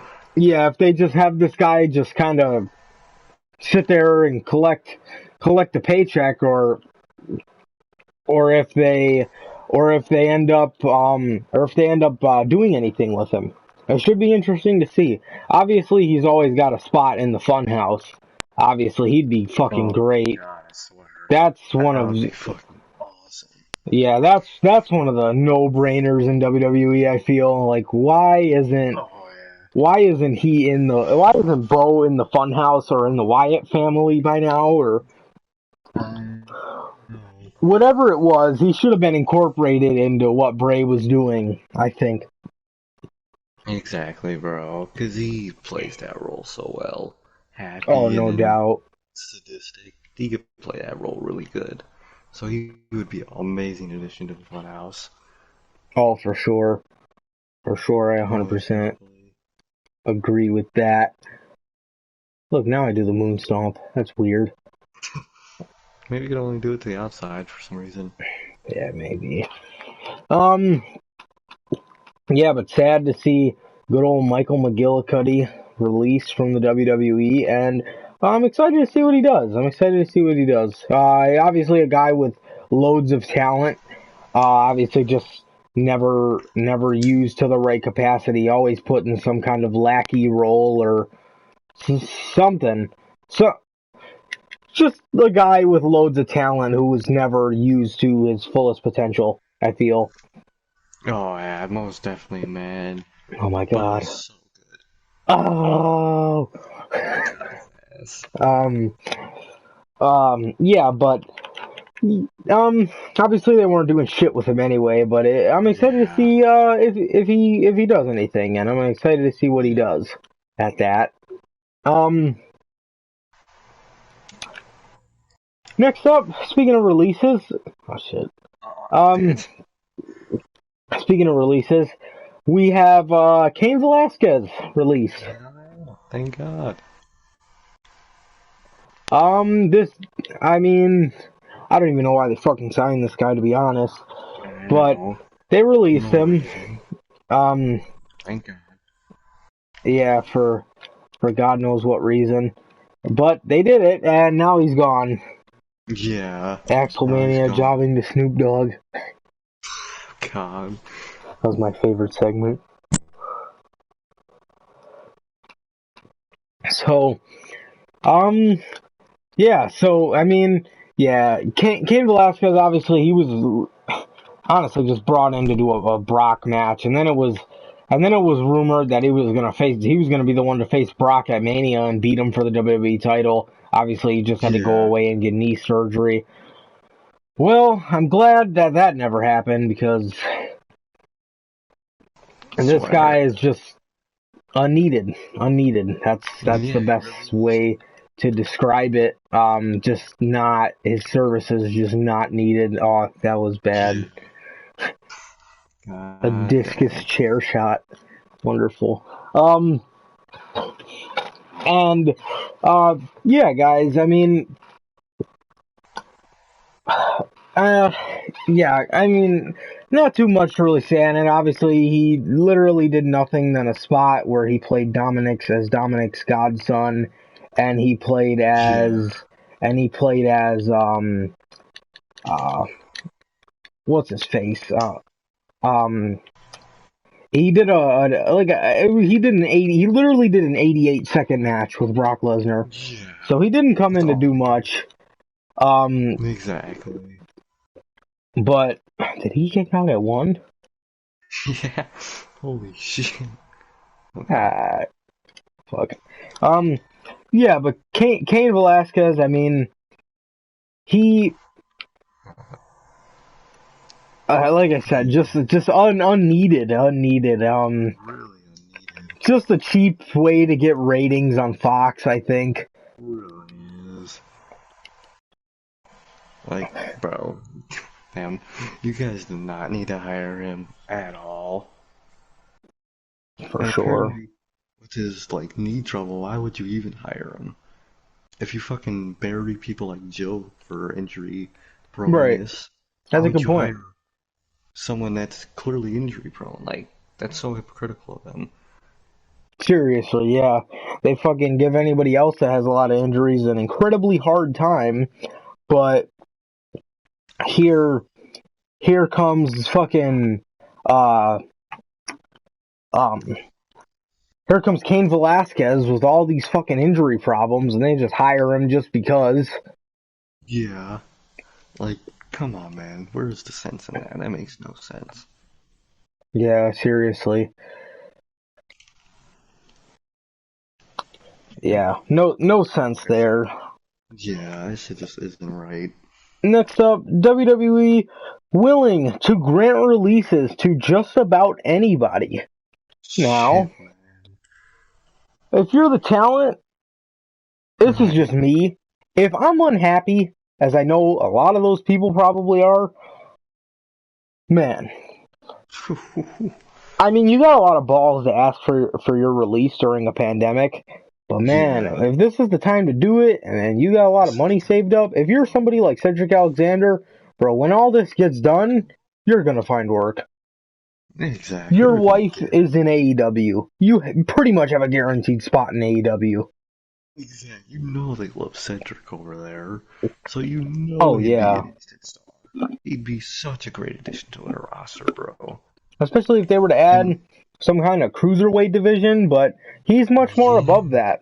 He's he definitely is. one of those guys that could have a great stare down with Pac.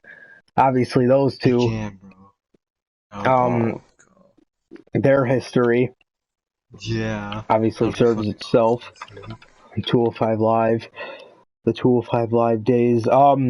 Yeah, but like I said, you got a lot of balls to ask for your release during a pandemic. But if you're somebody like Cedric or Ricochet, like if you have saved your money properly, you should be fine. But I Oh, understand why they don't. Just because it's just the fear of the pandemic. Um, so yeah, but for sure, if I'm one of them, man, I'm splitting. If I've saved my money properly, bro, I'm splitting 100%. out this bit. I just hear that news. Just bet. Walk up to Vince. If Seriously, he's in that fucking stage, I'm asking, man. That's fair, 100%. man. Yeah, 100%. I'm going for that. I'm going for that release. But Oh yeah, easy. so Vince reportedly, Vince tells his investors, "We no longer have Brock." What the Well, fuck does that mean? yeah. Doesn't mean like he's not on the same page with them, or he's not like messaging back, or is his contract like over? No idea, man. No idea what that can mean. Honestly, man, I mean, we don't know what that means, but that's definitely interesting. What do you think it means? To be honest with Brock, he's probably just not agreeing to anything, or he probably just doesn't want to wrestle. That's what he means right now. He's just not for wrestling at this moment during the pandemic. If he doesn't want to wrestle on normal nights, he definitely is not going to wrestle in this shit. But yeah, I just think it's like he's not like agreeing with any like shows right now and shit. That's what I think. What about you? What do you think? Well, they they typically don't uh they, they typically don't announce it when people's contract runs up. They only really announce it when people get fired. But Yeah. I one of the things that's interesting to me is I remember hearing around Mania time how Brock, why do they always get their knees up on the BME? But I remember maybe they'll mean he's just quarantined. That's true. That could be true. But I remember one of the things that raised the question. I remember hearing at WrestleMania Brock had a really good attitude about being there. So one of the things that I thought, or when I heard the we no longer have Brock, is could Brock's contract have ran up and Vince just doesn't want to re-sign him at the moment? We never know, man. That would be nuts. He probably I can't afford to resign him, even though we know he can. He just probably doesn't want to. that's what Take yeah, that's what I was thinking. Is maybe his contract went up, and maybe Brock maybe they just have a handshake agreement that whenever the company gets up and running, he'll pay him.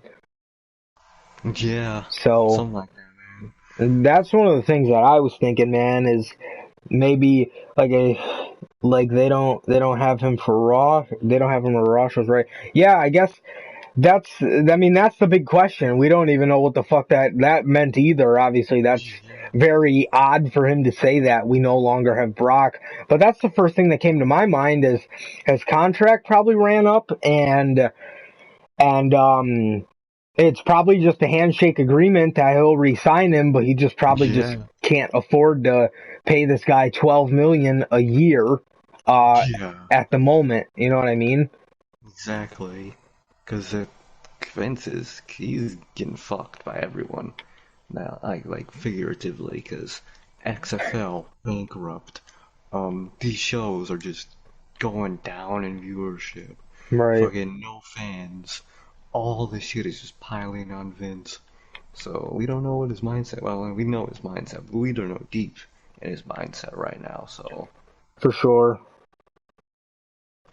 yeah, man. Yeah, I think that I don't know, man. I think Vince just I just think it's probably just a handshake agreement that he'll come back, but probably probably nothing probably nothing is obviously on paper. It's probably just a handshake Yeah, agreement. That's the first thing I thought. probably. Oh, Fuck. Cutter. Getting Um, buried. what's this? You don't even know. Alright, I'm Oh, breaking it up. And Rusev. No, oh, what a dodge. come on. Yes.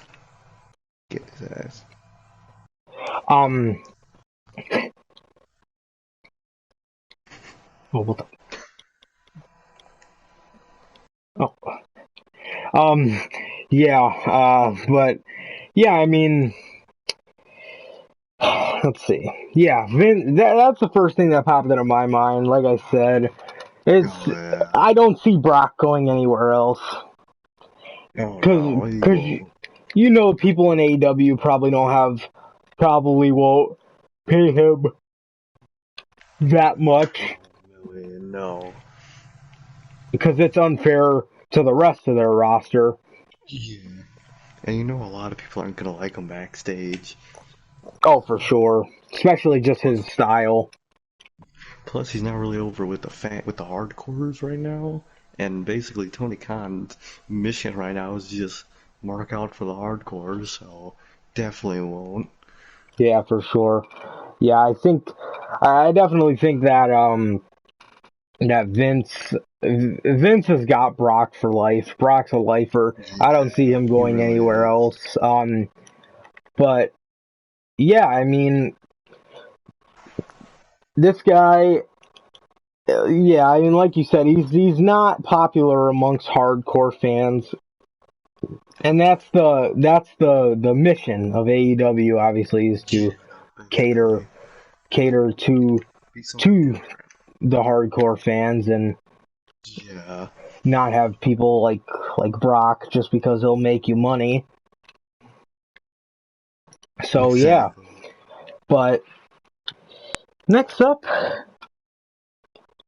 Vince McMahon is letting Bruce Pritchard and Paul Heyman basically run the shows as he's developed a screw it attitude. First things first, Vince McMahon has always had a fucking screw it attitude. This is life. The difference is now is he's letting other people in charge, which is weird. And it's weird because these shows still fucking suck. I can't get in the ring. Oh.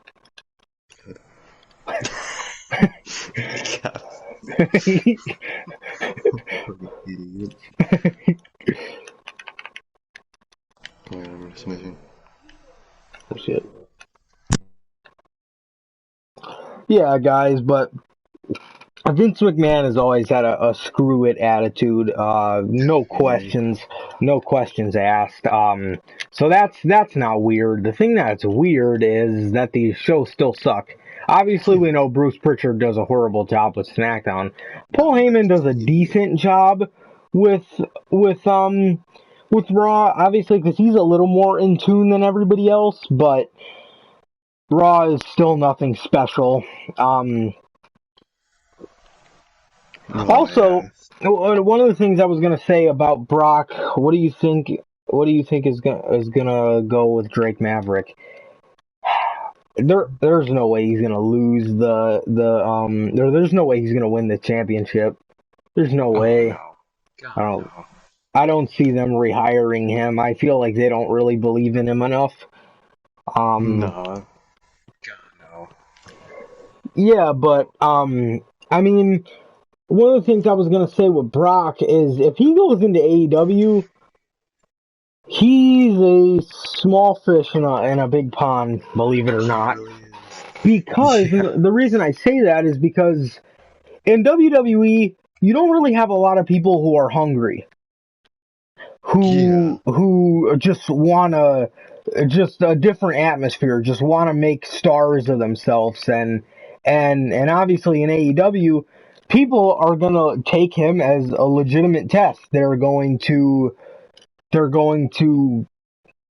actually probably give him a real fight, and those are the kind of people that aren't gonna be okay with what Brock is used to, which is doing these little 5-minute squashes and shit like that. That's just shit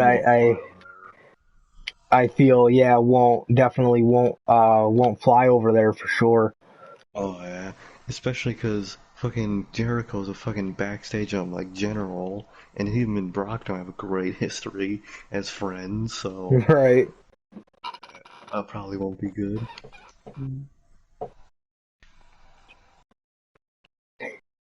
He's getting buried by Aiden English. Rusev taunting into a block mass.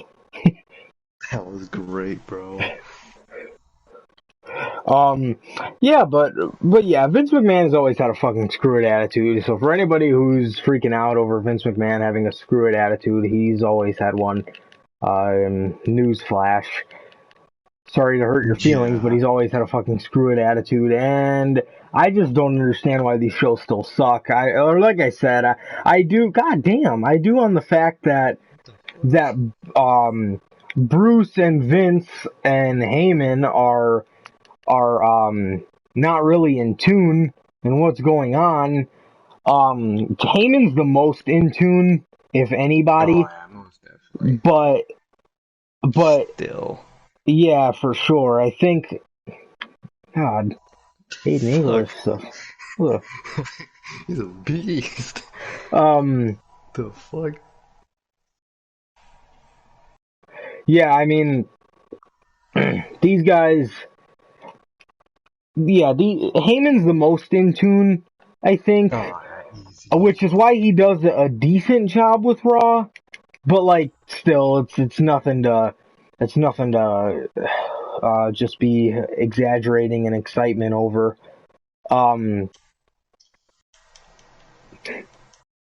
So yeah, as we wrap up here, you guys, no more live events for future notice. This is great news. Live events are not needed. No, there's no point in them. They're a huge... I could see going on your occasional... Ooh, that box is little. Oh, we got buried. That was tiny, man. Damn, wow. What the fuck? Bro, they kept taking out everything. That's bullshit. Rematching. Yeah, we need a rematch. So, yeah, live events, I mean, here's the thing with live events. You can have better turnout if you can have better turnouts for your television tapings if you didn't do live events. Because then, like, if there's a live event in where do they do live events? Corpus Christi, Texas. In Illinois, where do they do live events? Like, I tell you, man. I don't even look at live events. So, for example, if they do a live event in Schaumburg, Illinois, which is not too far away from Allstate Arena where they hold their television tapings, if I have a live event in Schaumburg, Illinois on a Thursday, but Friday there's a SmackDown taping in Allstate Arena, Chicago, Illinois. If I'm in Schaumburg, I'm obviously... most of the people probably will go to the Schaumburg live event just because they're stupid instead of going to the actual show that matters. Well, not, I mean, it sucks, but it's a part of, just giving an example. Yeah. Why would I drive further and go to SmackDown when there's a live event right down the street from where I live? You know what I mean? Like, but if you take that live event away, you're drawing more people to your TV taping. Doesn't make any sense. And it's even worse for the wrestlers. Oh, man, I gotta wrestle like 3 live events a week. Get injured all the time. That's completely retarded. It is, man. Those live events are completely useless. All they do is just make money. Like, you guys can cut it, because you're already making a lot. And honestly, too, I mean, these people, like, it just adds nothing. Like, these live events, okay, you do an occasional title change or whatever, but, like, the wrestlers, obviously, it's been well documented that it drives a lot of these wrestlers to unhappiness, and that's not a good thing at all. Yeah, exactly. That shit ain't good. You want them to be happy and healthy, and live events do neither for them. Seriously, I mean, it's completely bogus. I mean, like I just said, they're absolutely unneeded, and all they do is drive the wrestlers to unhappy. And then when you have unhappy wrestlers, by the time it gets to a pay-per-view, these people are so worn out because they've been doing the Heat Wave SummerSlam tour that their fucking match at SummerSlam turns up trash, which happens a lot. Because I don't know, I can't tell you the last time. Well, Seth and Brock was a good match, but other than that, when do we ever see really good matches at SummerSlam? There's like one. Like, those should be the shows that... There's like one show a year that's like spectacular at SummerSlam. And that's not how it should be. It's one of the big 5. Like, Exactly, bro. That should be prioritized. If anything, give people off building up to those. Exactly. It's one of those things. Right, it's one of those things that just doesn't make any sense. Like I was just saying, give people time off so by the time they get to that pay-per-view, they're rejuvenated and they're ready to go have a kick-ass match. Exactly. They're ready to go mark out and have a great match. They're not just fucking tired of the sport as a whole, because they have to do it fucking how many times a week for Vince's profit. Like, no one wants to do that shit. For sure. Yeah, next up, Sir K touched on this a little earlier, but... Oh, is this a swing? Oh, cool. Checks out. Just swinging his ass. Oh yeah, bro. Yeah, but look at 619. Look at my percentage. Oh shit. Oh my god. But next up, Sir K touched on this a little earlier. Fans could return. And here's the thing about the live events. Before we get into this, how do you not offer any healthcare benefits, but you have these people wrestle 5 nights a week? Yeah. That's a creative blunder if I ever seen one. How do you not offer healthcare benefits? Oh shit, I'm being put in the accolade. How do you not offer healthcare benefits, but you want these people to go out there and kill themselves for you 5 nights a week? Tell me if that makes any fucking sense. That is ridiculous. Care about your employees. Jesus Christ. Like, come on. That's some real fucked up shit. Make them wrestle 5 times a week. No health plan benefits. Like, dude. That's not right. That is just bogus down to a T. It genuinely is. Genuinely really bogus. Next up, like I said, Sir K touched on this a little bit earlier.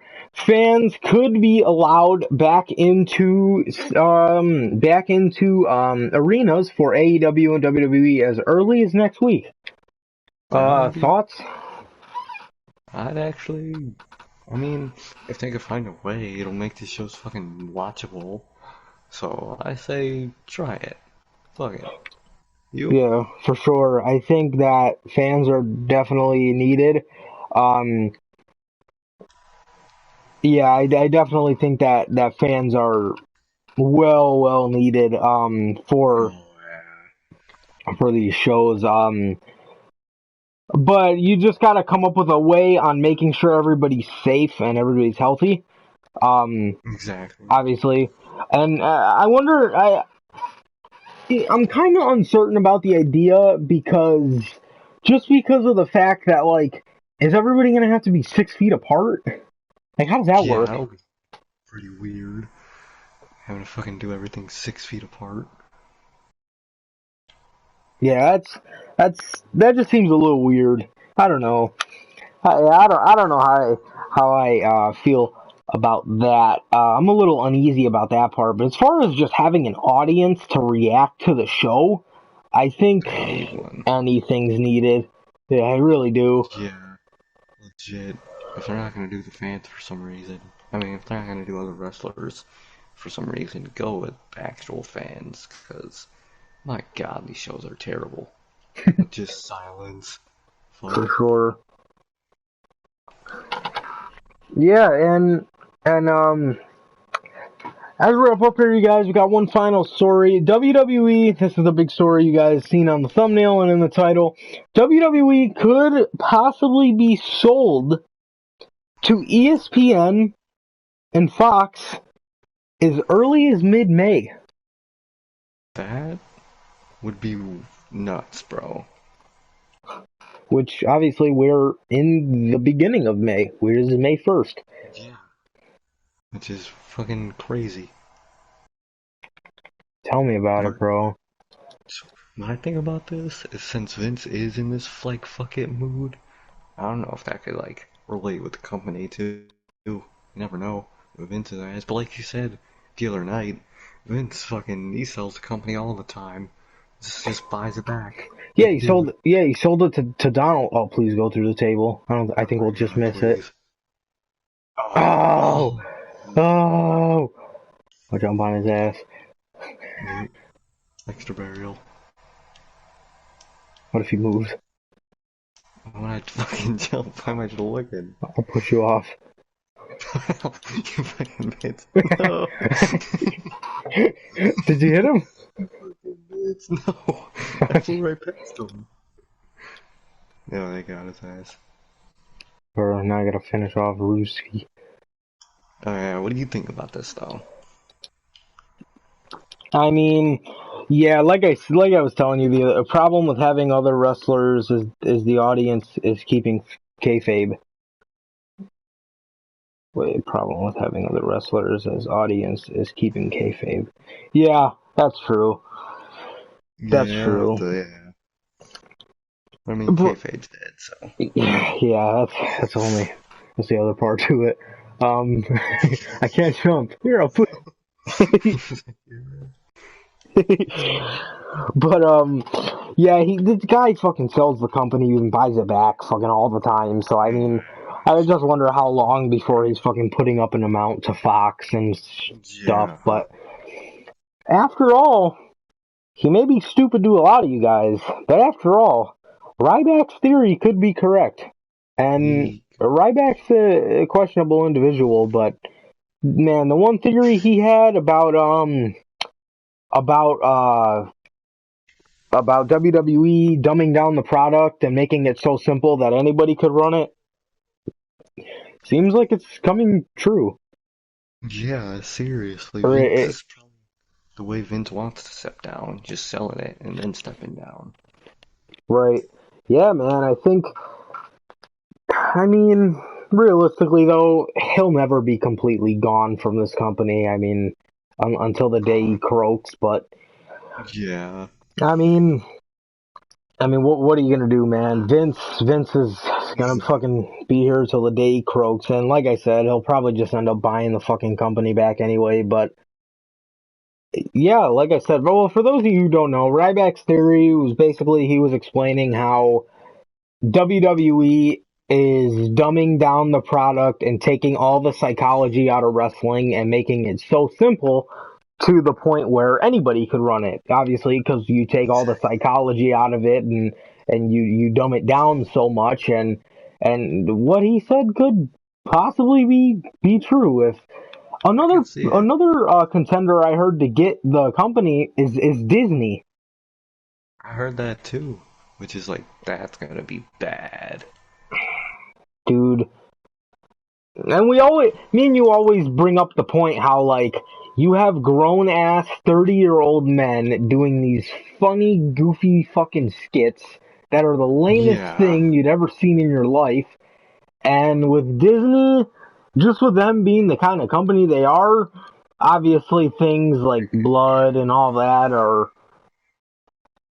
Once they took all that shit out of wrestling, the drama of blood and and all that, like, I mean, Like, professional wrestling isn't meant to be PG. It's it's not built for that. it's not. It's really not. Exactly. It's really not. It's violence if you really think about it. It is. And that's It's fighting exactly. using lightsabers as weapons. He The fuck? just pulls out a God. fucking lightsaber or fucking she's from under the ring. God. Fucking I starts beating would, people bro. with Goofy's tail. Jesus Christ. God. I swear, man. No way.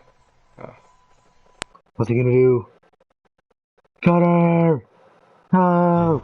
Damn. No soul. Just gets right back up. All still in that bitch. But, yeah, I mean, Jesus. I mean, yeah, I mean, we'll just have to see. It'll have to run its course. It's a developing story at this point. Obviously, Yeah.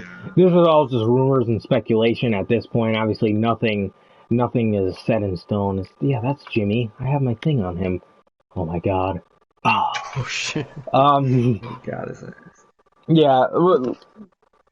I mean, genuinely though, professional wrestling is just never meant to be PG. Because if you think about it, No. it's fighting. It's violence.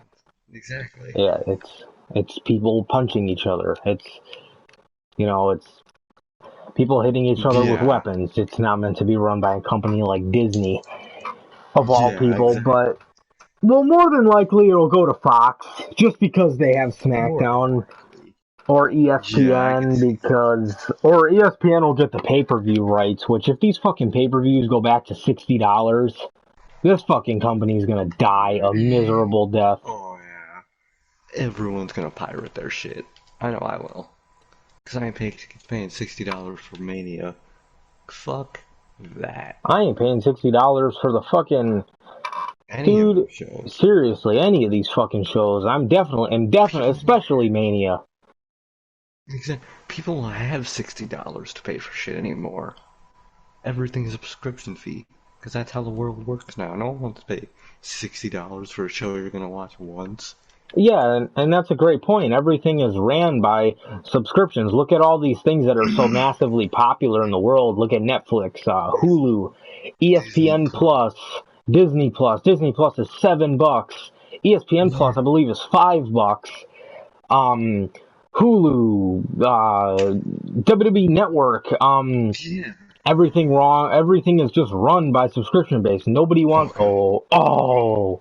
Everything is, or nobody wants to. Damn, nobody wants to pay $60 for a show anymore. That's just not how. That's just not how what people prefer to do, because nobody's got that, but everybody's got $10 a month, you know. And who uses cable TV anyways? No one does. You'll have to get it on Fight TV, and I think you have to have a subscription to Fight TV to order pay-per-views. Yeah, I believe so. Or you have to make an account, I think. Yeah. Like, bro, no one wants to do all this. Just keep it on the network. Yeah, like, what was the fucking point of making it anyway? It's a network specifically made for your company.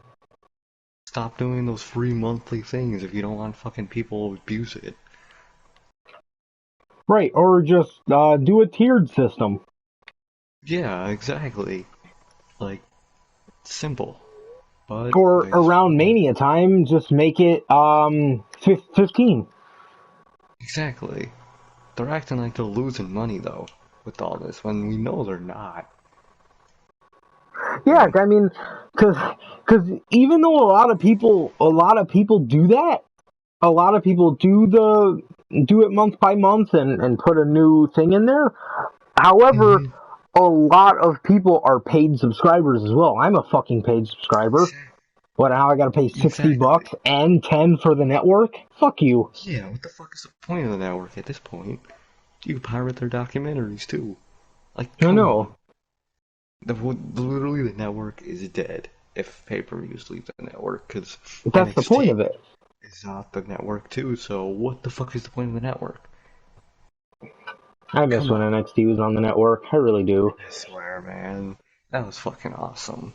The days when Big Dane was on there. So cool. So fucking cool. So sad. Great shit. I swear. R.I.P. His career. Damn. Gable, Jordan.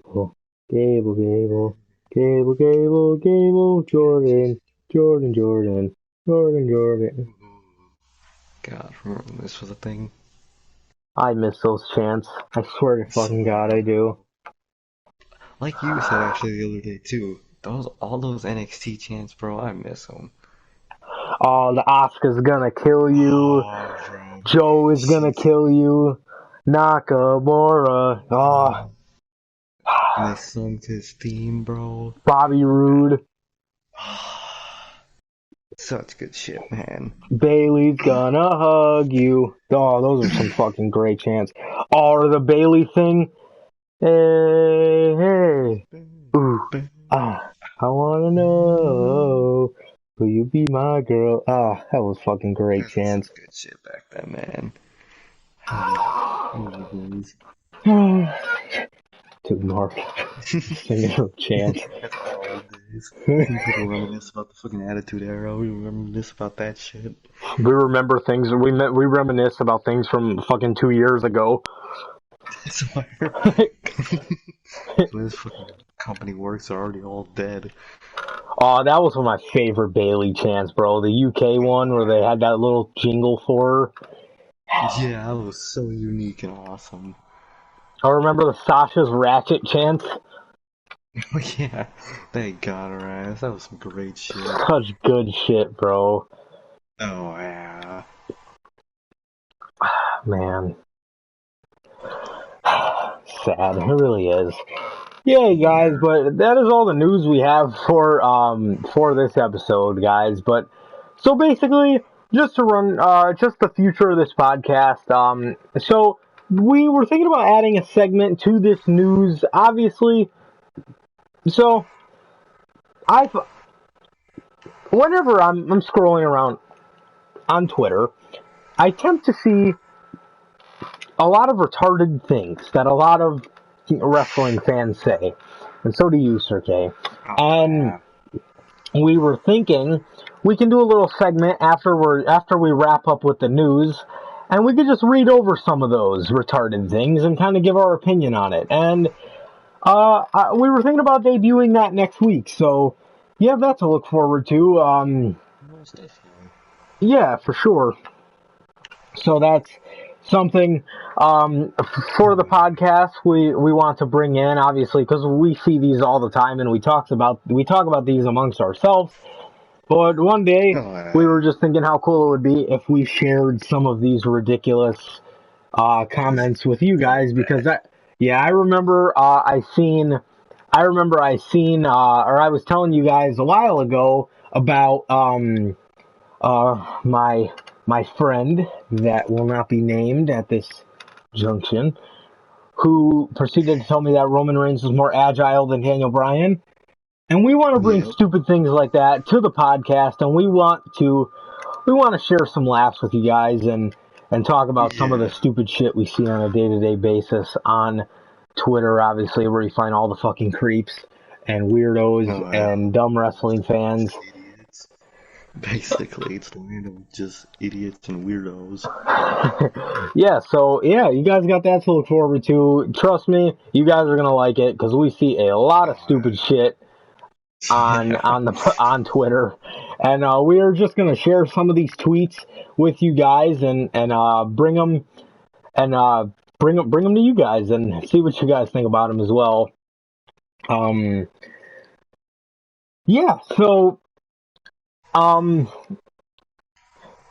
shit.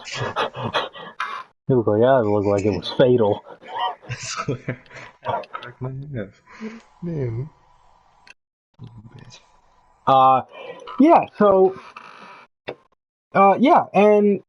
Probably Wednesday next week, not Tuesday. Switching up a little bit. I gotta work that Tuesday, unfortunately. We will be doing our Mount Rushmores, and I told you guys Tuesday, but our Mount Rushmores will basically be about brands. They will be Mount Rushmore of Raw, Mount Rushmore of SmackDown, Mount Rushmore of NXT.